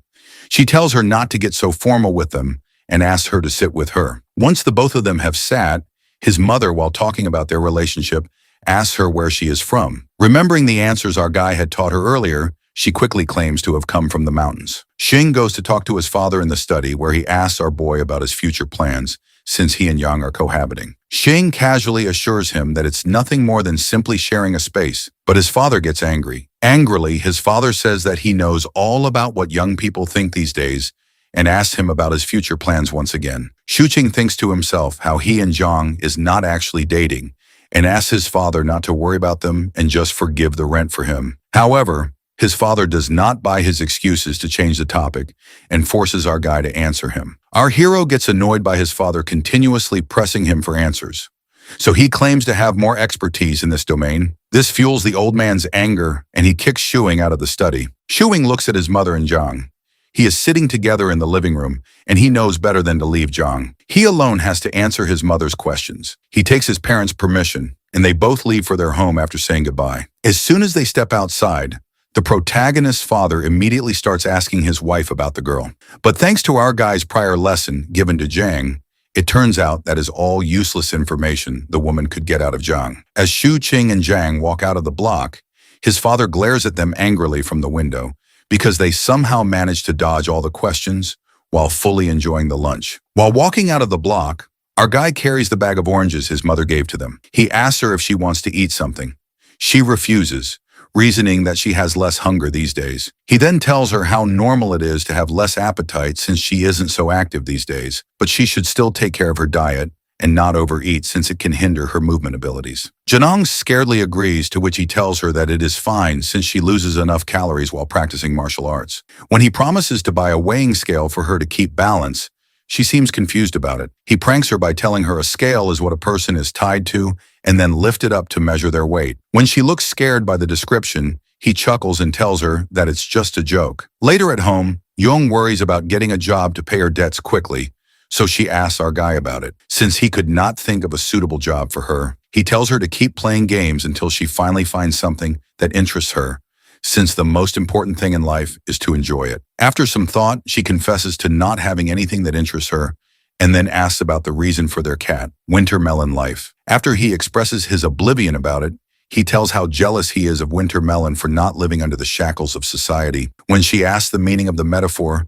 he teases her by saying she just would not get it and gets up to take a shower. She insists on him annoyedly, wishing to smack his face before he stops in his tracks, telling something about two types of people he hates. One he describes to be those who don't complete their sentence. And when she asks him about the second type, he walks into the washroom without answering, making her even angrier. Shuking educates Zhang about the two kinds of dealers in games, one being the wealthy ones who can have as many resources as they want, while the other being the ones who take advantage of the communication gap, which is when one knows about something that others don't. So he buys the resources in exchange for the information. To make her understand better, he gives an example of how people in her era used to monopolize by stocking resources in exchange for information, and later selling it at high prices, making the poor have to sell anything they have. To tease her, he asks her to be his slave bride while acting like a monopolizer. So she angrily refuses him. He assures her that he's just kidding and realizes how oblivious she's about everything right now. Considering this, he tells her to search about humanities and tells her this is what she needs to learn. They read through the online articles about the things included in humanities and guarantee to look for novels and movies on this topic to watch with her. She curiously asks if learning about it will finally clear the information gap between them. So he confirms and tells her to get ready for sleep. Jen is still lost in her thoughts about the information gap and asks if he wanted to take advantage of it to make her his girlfriend. The question catches our guy off guard, and despite it being the truth, he calls it an accusation since she has no evidence regarding it. He urges Zhang to take a shower and then sneaks onto his computer chair as he doubts that she is up to something. After looking through her search history, he finds out many weird, doubtful questions she had searched about him and his intentions. He wonders if it is not normal for two opposite-gendered people to develop feelings even after living together. Shuking realizes how she has been acting normal all this time while having her deep concerns. Jen comes out of the shower, and after looking at her, he looks away with a smug smile. On being asked about it, he acts clueless and nonchalantly offers to dry her hair. She accepts his help and wonders why he still wants to end the knowledge gap between them when he should be wishing that she had never known about his secret feelings. She goes to bed while wondering if Shuing's intentions are purely for her sake. Shuing wakes up in the morning from his phone ringing. Upon receiving the call, his ears are blasted by his friend Hio's voice yelling through the phone. He asks our guy angrily about what he has told his father, Uncle Chin. So the hero says he praised the choice of name of his pet dog. Huzi gets angrier at the hero playing dumb and directly asks him about matchmaking. Shuing laughs when he remembers about it and teases him before hanging up. Shuing gets out of his room, and upon being asked, he says that he's up early to strengthen his body, considering that she makes him get into a martial arts stance and stay in it. He asks if there isn't any quick way to gain strength, like castration or dual cultivation. She concernedly asks him if he wants to get castration, but he refuses and instead claims to want dual cultivation. She looks away embarrassingly while denying the existence of such a technique, but the blush in her cheeks gives her off, and our guy starts teasing her for that. After continuous practice, Shuing levels up somewhat in maintaining his stance, but he still could not see any difference in his body visually. According to his fantasies, having a warrior S from the Tang dynasty should have automatically gotten him loaded with ultimate techniques so they could fight off evil on their way to living in the wilderness. The thought of his parents finally bringing him back to reality from his wish to live in the wilderness. Later, when Shuqing is working on his laptop, Yang is lying down beside him on the couch while reading a book. He cautions her about the risk of becoming nearsighted due to reading a book like that and explains to her what it means since she doesn't seem to understand the word. He gets up and brings her non-prescription rectangular frame glasses and gives them to her.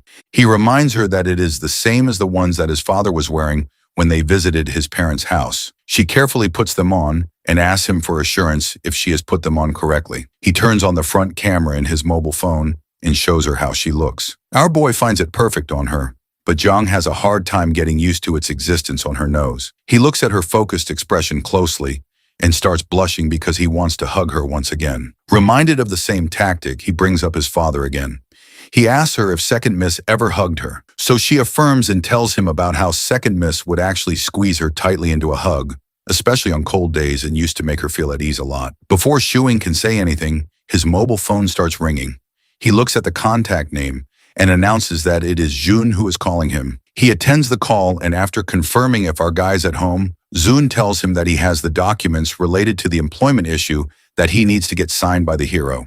So he wants to come to Shuing's place to get them signed. After listening to how the rich dude Shun has already looked into his problem and even has the documents to be filled out, our boy invites him. Not so long after, the front door of our guy's house is knocked. Before he could answer the door, Yang volunteers and runs to the door. She peeps through the peephole before opening the door, and this makes Shuing confused. The reason Zhang makes sure to look through the peephole is because she finds it quite useful in case there is some kind of threat on the other side, so she can be prepared with her sword to defend herself. Jenning looks closely at the person, and when she recognizes him, she finally swings the door open. Shi Yun, who is shivering cold when he looks at Yang, quickly turns to leave, thinking he has knocked on the wrong door. Our boy drags him inside, assuring him that it is surely his house, and asks Zun the reason for him being so forgetful when he has already met his girlfriend Yang before. After the clouds of confusion have cleared, Jun slumps down on the couch beside our bro. He looks over at Zhang. He is playing a game on the computer and teases our boy and whispers, saying he just realized where Shuing has disappeared to these days if it was not for his mistress. Changing the topic, our boy gets it confirmed if the forged work experience documents are good to go and asks Zhenang to sign them. Zhang looks closely at the documents that were handed over to her by Shuing to sign. On inquiring about them, he tells her that these documents will prove her 2 years of work experience here. In case she does not know how to read and write, our boy writes her name on his phone and shows it to her, telling her to copy it in the places her signature is required. When Jun sees him teaching her how to do her own signatures, he asks our guy in shock if she actually is not aware of how to read and write on her own. Seeing Jun's reaction, he realizes the need for an explanation. So while Yang signs the documents, our guy lies to Jun about picking her up from the streets she has been wandering around for over 10 years. When Shuqing continues to give absurd details about Zhang's appearance when he found her, Jun refuses to believe him, whereas Zhang does her best to hold herself back from beating some sense into Shuing. Shuing offers Zijun to stay over for a meal and asks Yang to cook some more food. Ziyun seems surprised about the idea of having homemade food when he had been expecting them to go out. But our guy says he wants to benefit from a girlfriend who can cook well. While they wait for food, Jun walks over to the computer system and asks Shuqing to help him out with setting up the new PC he is about to get. After Shuqing agrees to send him help, Zijun notices the computer's default language is set to traditional Chinese. When he asks Shuing about it, he makes up an excuse about liking it better these days, and it makes Jun suspicious of his recent behaviors. Nonetheless, Jun compliments our guy for having so much knowledge. Shuing mentions to him how this is the difference between a poor person's hunger for knowledge to earn and a rich person's hunger for ease. Thus, he spends on the poor. Jun gets up from the chair in shock and asks Shuqing if he is up to some wrong medications, since it is not like him to talk like this. The protagonist also realizes that he didn't need to tell Zun in such detail as if he were young. Zhuqing makes up an excuse of going through so much since the last 6 months, so Zun asks if it is because of being jobless or if it is due to dating the girl. In response to this, the hero simply asks Wanzi if he has watched the K-drama My Love from the Star. Zijun misinterprets it and laughs at him, asking if he also has a weird professor. But Shuing refuses and says to him that based on Ziyun's IQ level, it would be useless to explain things to him. Our boy then excuses himself to check up on Yang. Seeing her focused on the work, he couldn't help but compliment her, thinking how she looks like wife material. She angrily shoos him out of the kitchen by scaring him away with a sharp knife. After he is gone, she wonders why he came to the kitchen. Zijun seems to like the food quite a lot, and when Shuing tells him to enjoy and eat as much as he wants, Yang gets the sudden feeling of a housewife who cooks meals for the guests while her husband entertains the guests. Before leaving, Zun reminds Shuing about his promise to help out in setting up Jun's PC, and our guy assures him that he will do so after he's done with his matter. When our guy sees Yang still busy at work, he tells her to rest and talks to her while doing dishes. He tells her that she needs to stop being a person from the ancient era and needs to revise her personality according to the current era. He improvises her life trajectory to be an orphan from the Yang Mountains, who later did random jobs with Yung Chang from the age of 16. Afterwards, she meets a nice kid named Shuking, and they become friends and then lovers. Shuking helped her find her parents, but when they failed, he invited her to move in at his place. After his made-up background story is over, our guy tells her that it's the only realistic story they can have. To make people understand their reason for living together, they need to tell them that they are deeply in love. When he asks her if she has understood it, she confirms in a flustered manner. Shuking then tucks a strand of hair behind her ear and informs her that they will go to the officials to resolve the matter of her identity once she has completely gotten used to the modern day in life. Jung is still stuck on the moment when he tucked her hair and angrily asks him if he was trying to flirt with him, while her heartbeat quickens, making her confused. Shuqing, however, completely denies her claim and says he was just fixing her hair, since it's normal to do so as they're dating each other. She reminds him that it's just fake dating, and he shouldn't take advantage of being her benefactor. To calm her down, he sits her down on the couch and sits beside her, regretting why he touched her. After giving it some thought, he decides to tell the truth and confesses that, just like the phrase familiarity breeds fondness, he has also started to have feelings for her after cohabiting for months. When he asks if there is something wrong with liking someone, she asks him in disbelief if that is actually the truth. So he confirms he has a crush on her. She asks him to not like her, so he asks her what's wrong with that since they both are single. He uses the word licking in the context of wanting to pursue her, and that scares her even more. Janang scoots farther from him, threatening to hit him if he licks her.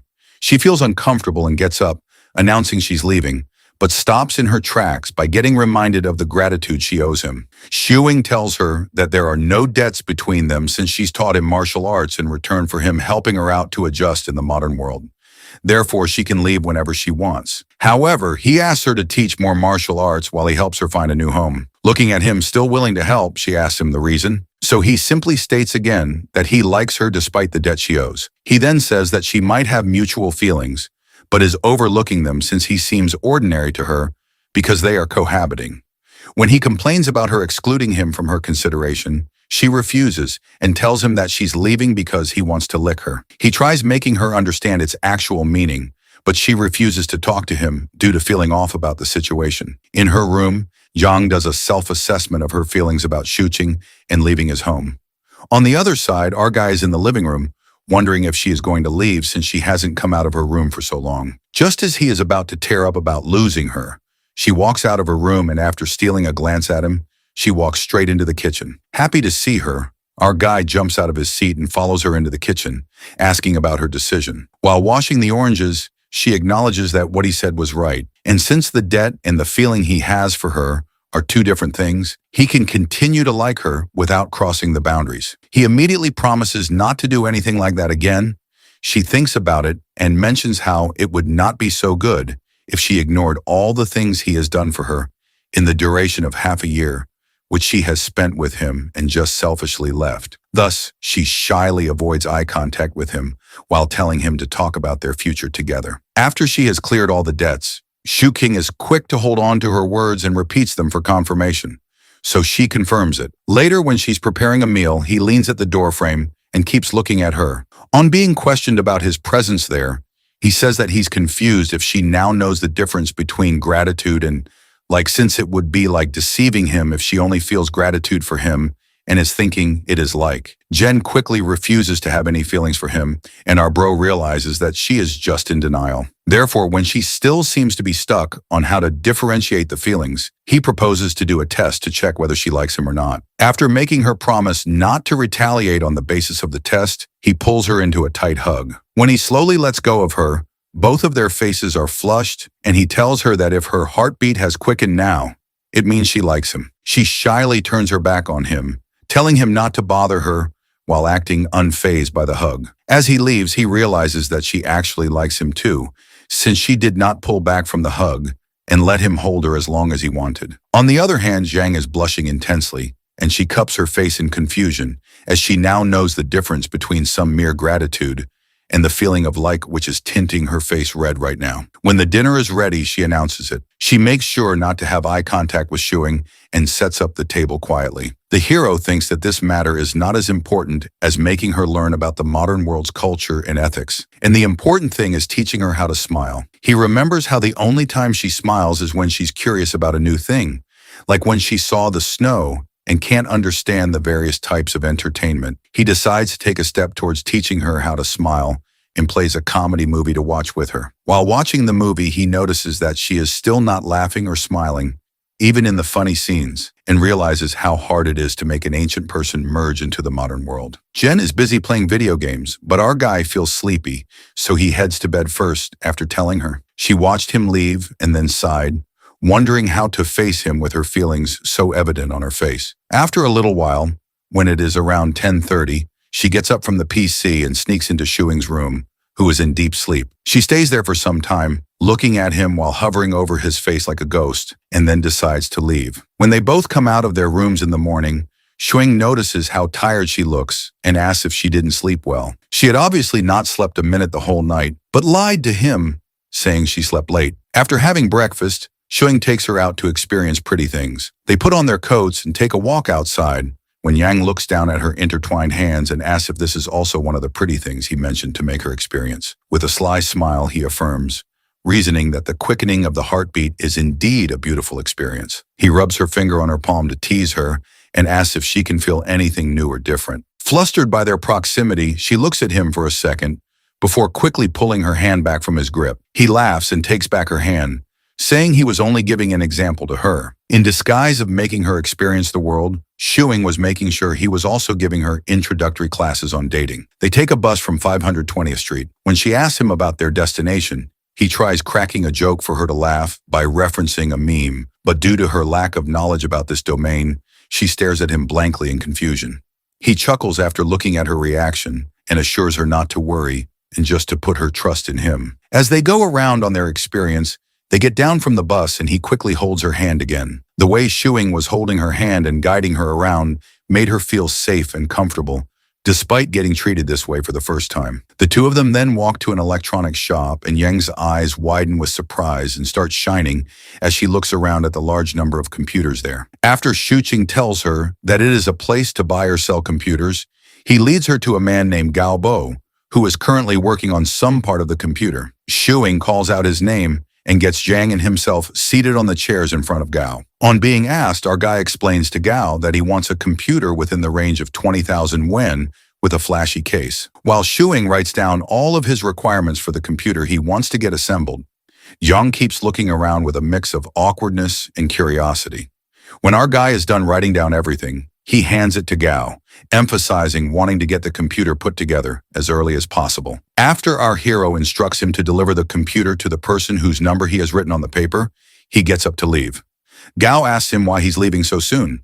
So our guy replies that he is taking his girlfriend around. Shuing instructs Zhang to remember where they are right now and tells her that the place is called Zhangcheng Square. He patiently explains the directions they took to get here, pointing out a few landmarks along the way, just in case she needs to navigate back on her own. The hero also instructs her about the place where she used to work about 2 years ago, mentioning how she was selling alcohol at a small booth set up nearby during festival seasons, creating a fake story about her.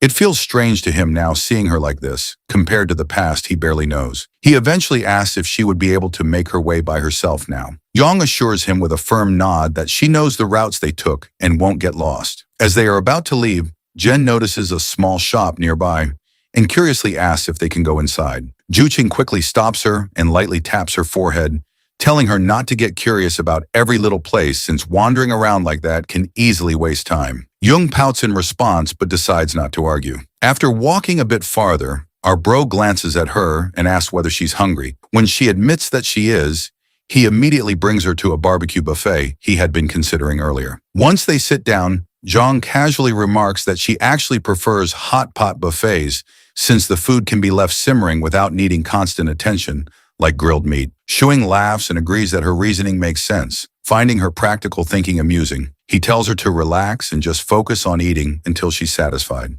Shuing carefully grills the meat, making sure every piece is cooked just right. While doing so, he tells her that sharing warm food together feels a lot like holding hands, something simple yet meaningful. He adds that a good meal isn't just about filling the stomach, but also about feeling satisfied mentally. Jen listens seriously but then mischievously asks him to bring her some cake for dessert. Shuqing agrees and soon returns with 2 small cakes, one for her and one for himself. Jang takes a bite and quietly wonders to herself, so this is what mental satisfaction feels like. She doesn't say the thought out loud, but a faint smile appears on her face. After some time, our bro tells her about a small game the restaurant is hosting. If they manage to finish all the food on their plates, they can win a prize. He asks if she wants to try, thinking that no girl, even one who lived thousands of years ago, could resist a plush toy. Shuing expects her to be excited. Yang looks over the available prizes and ends up choosing a soft bear simply because its color reminds her of the winter melons she used to eat. When they leave the restaurant,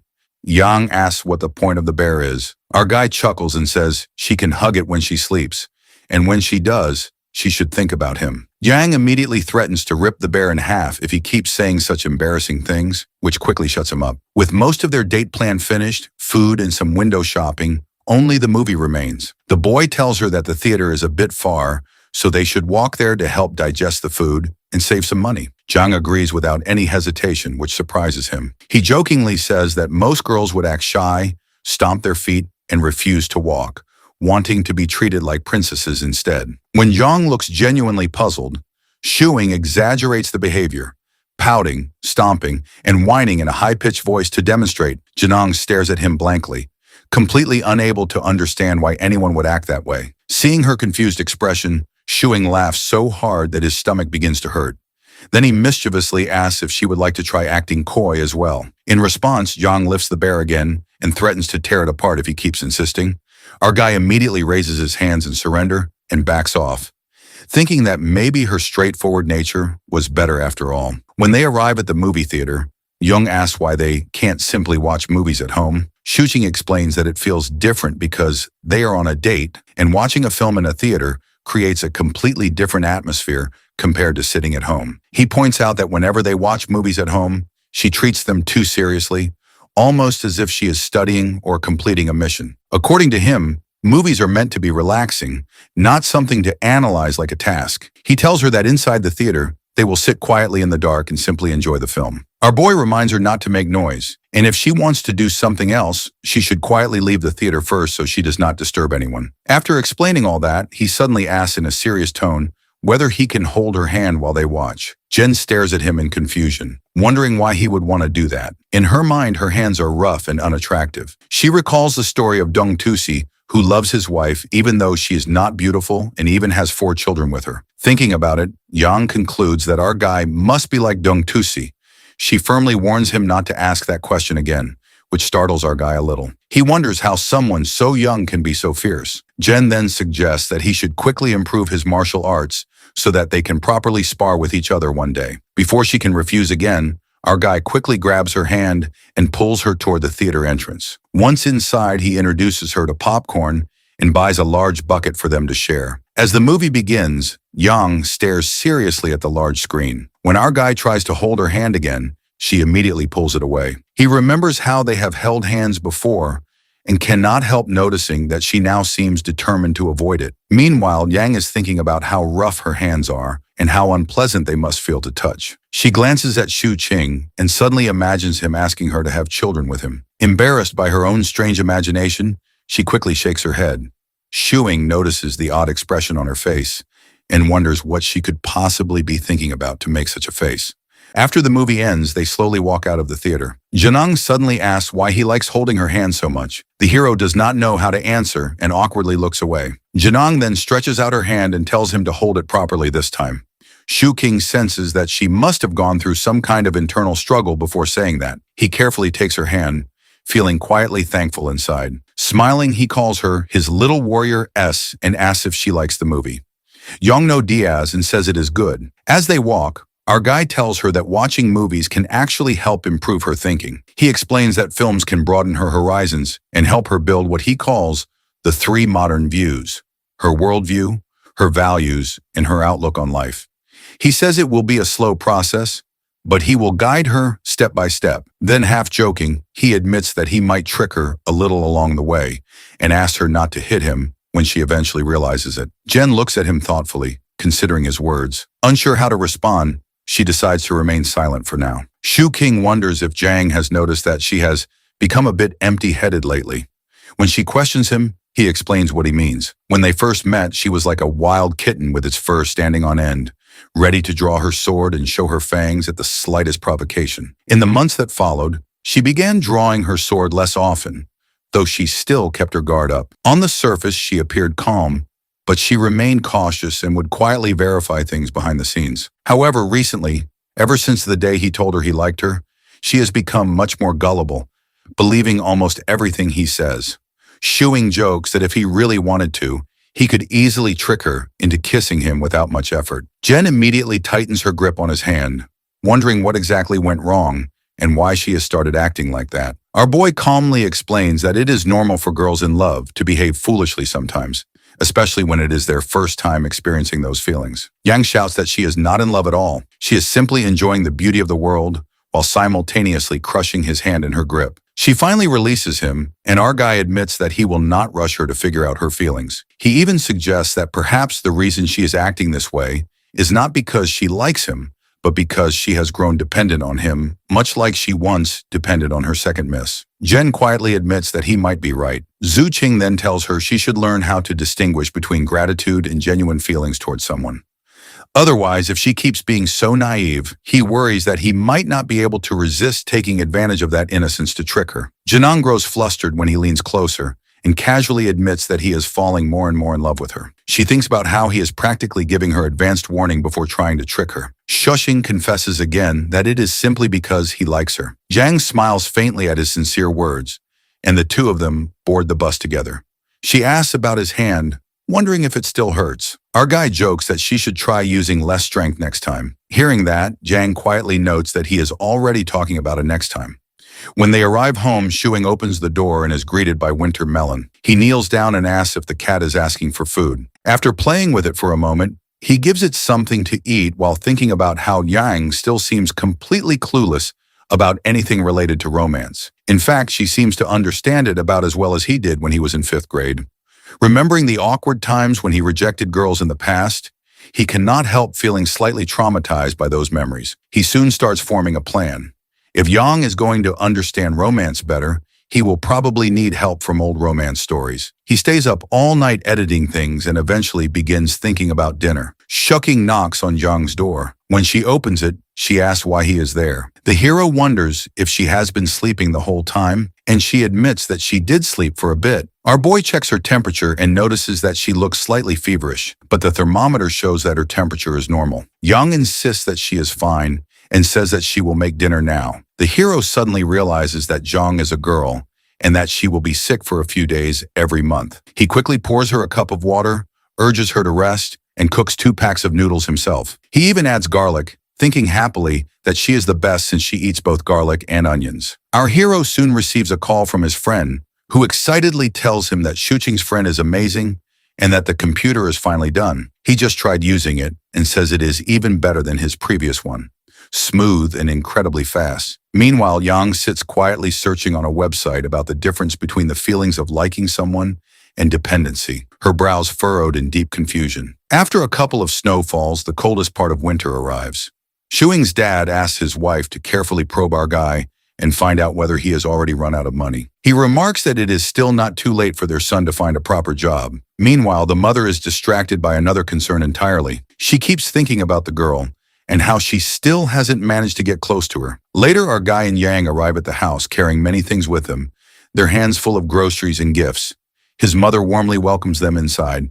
Shuing curiously asks his mom what she is making and proudly tells her that Yang cooks amazing food and could even help her in the kitchen. However, his mother politely declines the offer. Watching his son boast like that irritates our guy's father, who feels that he is being arrogant. The hero and Yang sit down on the sofa to watch TV. Shooting's father quietly observes them for a while, before suddenly asking Yang what she does for a living. Our boy had already warned Jiang that they would not be able to avoid such questions, and told her that if his parents asked anything, she should simply repeat what he had taught her. Jiang follows his instructions perfectly. She calmly explains that through the use of integrated circuits and microprocessors, she connects to online services through a modem and performs high-speed information exchanges with other users on the online service platform. Although Shuing's father does not actually understand anything she says, he pretends that he does and compliments her anyway. Thinking that it sounds professional enough, the hero quickly agrees and adds that the work is extremely difficult and mentally exhausting. Still curious, his father continues probing and asks what she mainly does during her work. Jane calmly replies that she uses a set of number and letter keycaps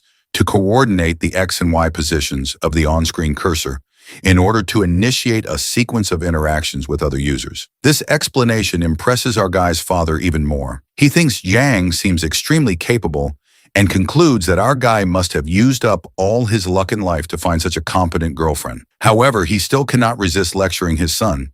He tells Shuing that he should join a proper company, hinting that making videos is not a reliable career. According to him, Shuing's videos might be enough to feed one person for now, but they will never be enough to sustain him for the rest of his life.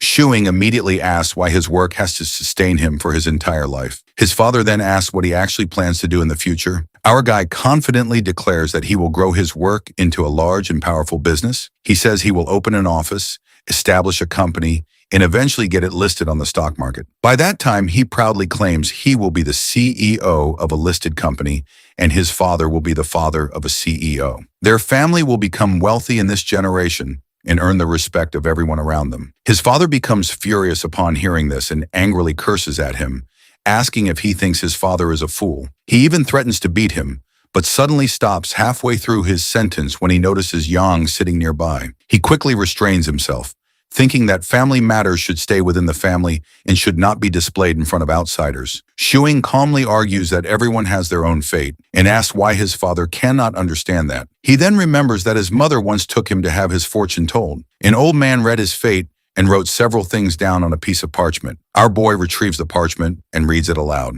It says that he is destined to resist becoming an official, that he enjoys having fun, that he is fair-minded yet aggressive, full of energy, and compassionate toward those weaker than himself. It also says that he possesses the temperament of a tiger. After reading it, our guy firmly tells his father that this is simply his fate and that no matter what happens, he cannot work in a company. Shuqing's father questions why he even bothered taking a picture of the fortune slip. Our guy explains that he wants to keep it so he can later have his girlfriend's fortune told as well, since she believes in such things. Hearing this, his father bursts into laughter, saying that fortune-telling is something only fools believe in. Yet Shuing still takes it seriously. The hero shoots back that the fortune-teller only wrote favorable things about him because he nearly turned into a hooligan when he was younger. His father grows irritated and insists that it was only because he, as the boy's father, kept him under strict control that our guy did not go astray.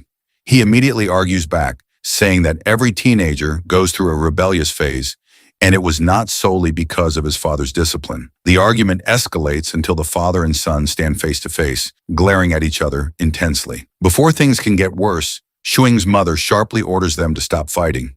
She quietly pulls her husband aside and reminds him not to cause a scene in front of Yang. With an annoyed huff, the father stands up and storms out of the room. Turning back to Jiang, the mother reassures her that the two of them are simply bickering and that she should not take it seriously. She invites Zhang to sit down and get ready for dinner before leaving Shuing and Zhang alone. The moment his mother disappears, our guy turns to Zhang with a grin and suddenly pushes a peeled orange into her mouth. He praises her performance earlier, saying she handled his father's questions like a professional. Zhang Shili agrees while he continues feeding her orange slices one after another out of boredom. After a moment, Shuing grabs her hand and studies it carefully. He wonders how hands that appear so ordinary at first glance could possess such frightening strength. He cannot help but question whether that power truly comes from her own body or from something else. Zhang becomes embarrassed again when she notices his fascination with her hands and silently wonders why he finds staring at her palms so interesting. Suddenly, Zhang grabs his hand in return and declares that she will examine his hands as well. She observes that his hands are noticeably larger than hers and that his fingernails are short, clean, and neatly trimmed.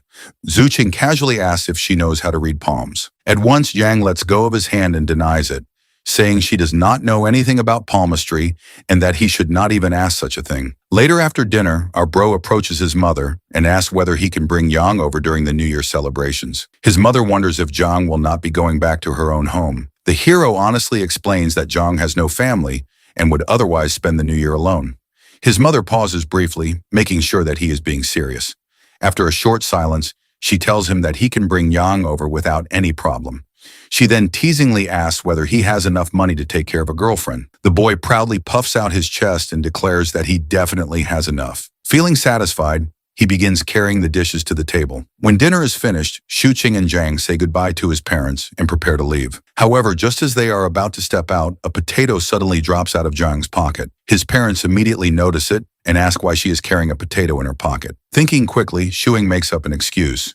He explains that Yang does not have an affinity with earth elements, so she needs to carry a potato as a kind of talisman. They chose a potato instead of dirt because it is more portable. Without hesitation, he picks the potato up and slips it back into Zhang's pocket, carefully hiding the real reason that the potato was actually being used to track her. Xuqing's mother laughs at the explanation and jokes that she will cook more potato dishes for Yang next time, since she must really enjoy potatoes. Hearing this, Zhang politely bows and thanks her for her kindness. His mother warmly reassures her, saying that she was just as shy when she first met Xuqing's grandmother, so there is no need for Zhang to feel embarrassed. As Xuqing and Zhang finally leave, his mother watches them walk away. In her heart, she feels that the two of them look very compatible together.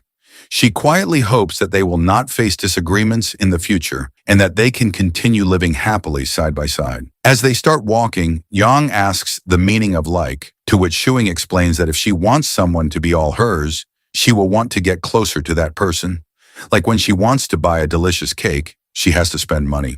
But Zhang shows her concern that if she can't afford it, then our boy tells her that in that case, she will have to work hard to earn money and give it her all in order to get her likely things. He further adds that wanting something to make it hers without making an effort doesn't count as liking. He continues that he doesn't want to deceive her because he likes her and offers to leave. If she doesn't feel the same way, he'll respect her choice. It will be considered licking you by giving his all without wanting to make her his. Suddenly, he hesitates and clears that he doesn't mean something odd by saying the word licking. This doesn't seem simple, as he says to Yang. She feels tricked by this sentence.